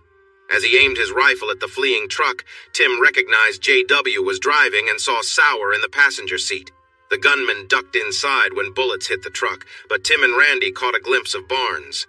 The truck raced off and turned right a little further down the road. Randy backed up to the intersection and made a sharp turn before speeding after them. The helicopter warned that backup would arrive in 5 minutes and advised them not to engage until help was there. In just a minute, the helicopter reported that the truck was parked at a shopping center near Highway 620. Then they heard, "Oh no! They have guns and are shooting at us! Pulling back! Pulling back!" Randy quickly drove to the back of the shopping center. They got out of the vehicle, each carrying a shotgun and another type of gun, and moved around the side. They saw the truck parked in the middle of the lot, but there was no one around. A police car with 2 officers arrived from the other side, blocking the exit, and they took cover behind their car. Another ranger arrived, followed by another police car with 2 local officers. They joined Randy and Tim, warning them to stay back as they moved through the parking lot toward the truck. They confirmed it was empty and began a careful search of the 30 or so other cars in the lot. Randy rushed into the nearest store and asked if anyone had seen the people from the truck shooting at the helicopter. He found out that all 6 people in the store had witnessed the event. They excitedly explained how the 5 men split up, with 2 getting into a black pickup and the other 3 into a dark Mercedes. Randy hurried back to his car and radioed this information, asking for a bulletin on the vehicles and warning that they should be considered dangerous. Tim stood outside, shaking with anger. Those guys had gotten away again. Thanks for watching this video. Don't forget to subscribe to Infidelity Plus to stay updated with more captivating tales of infidelity and payback. Turn on notifications so you're the first to see our latest content.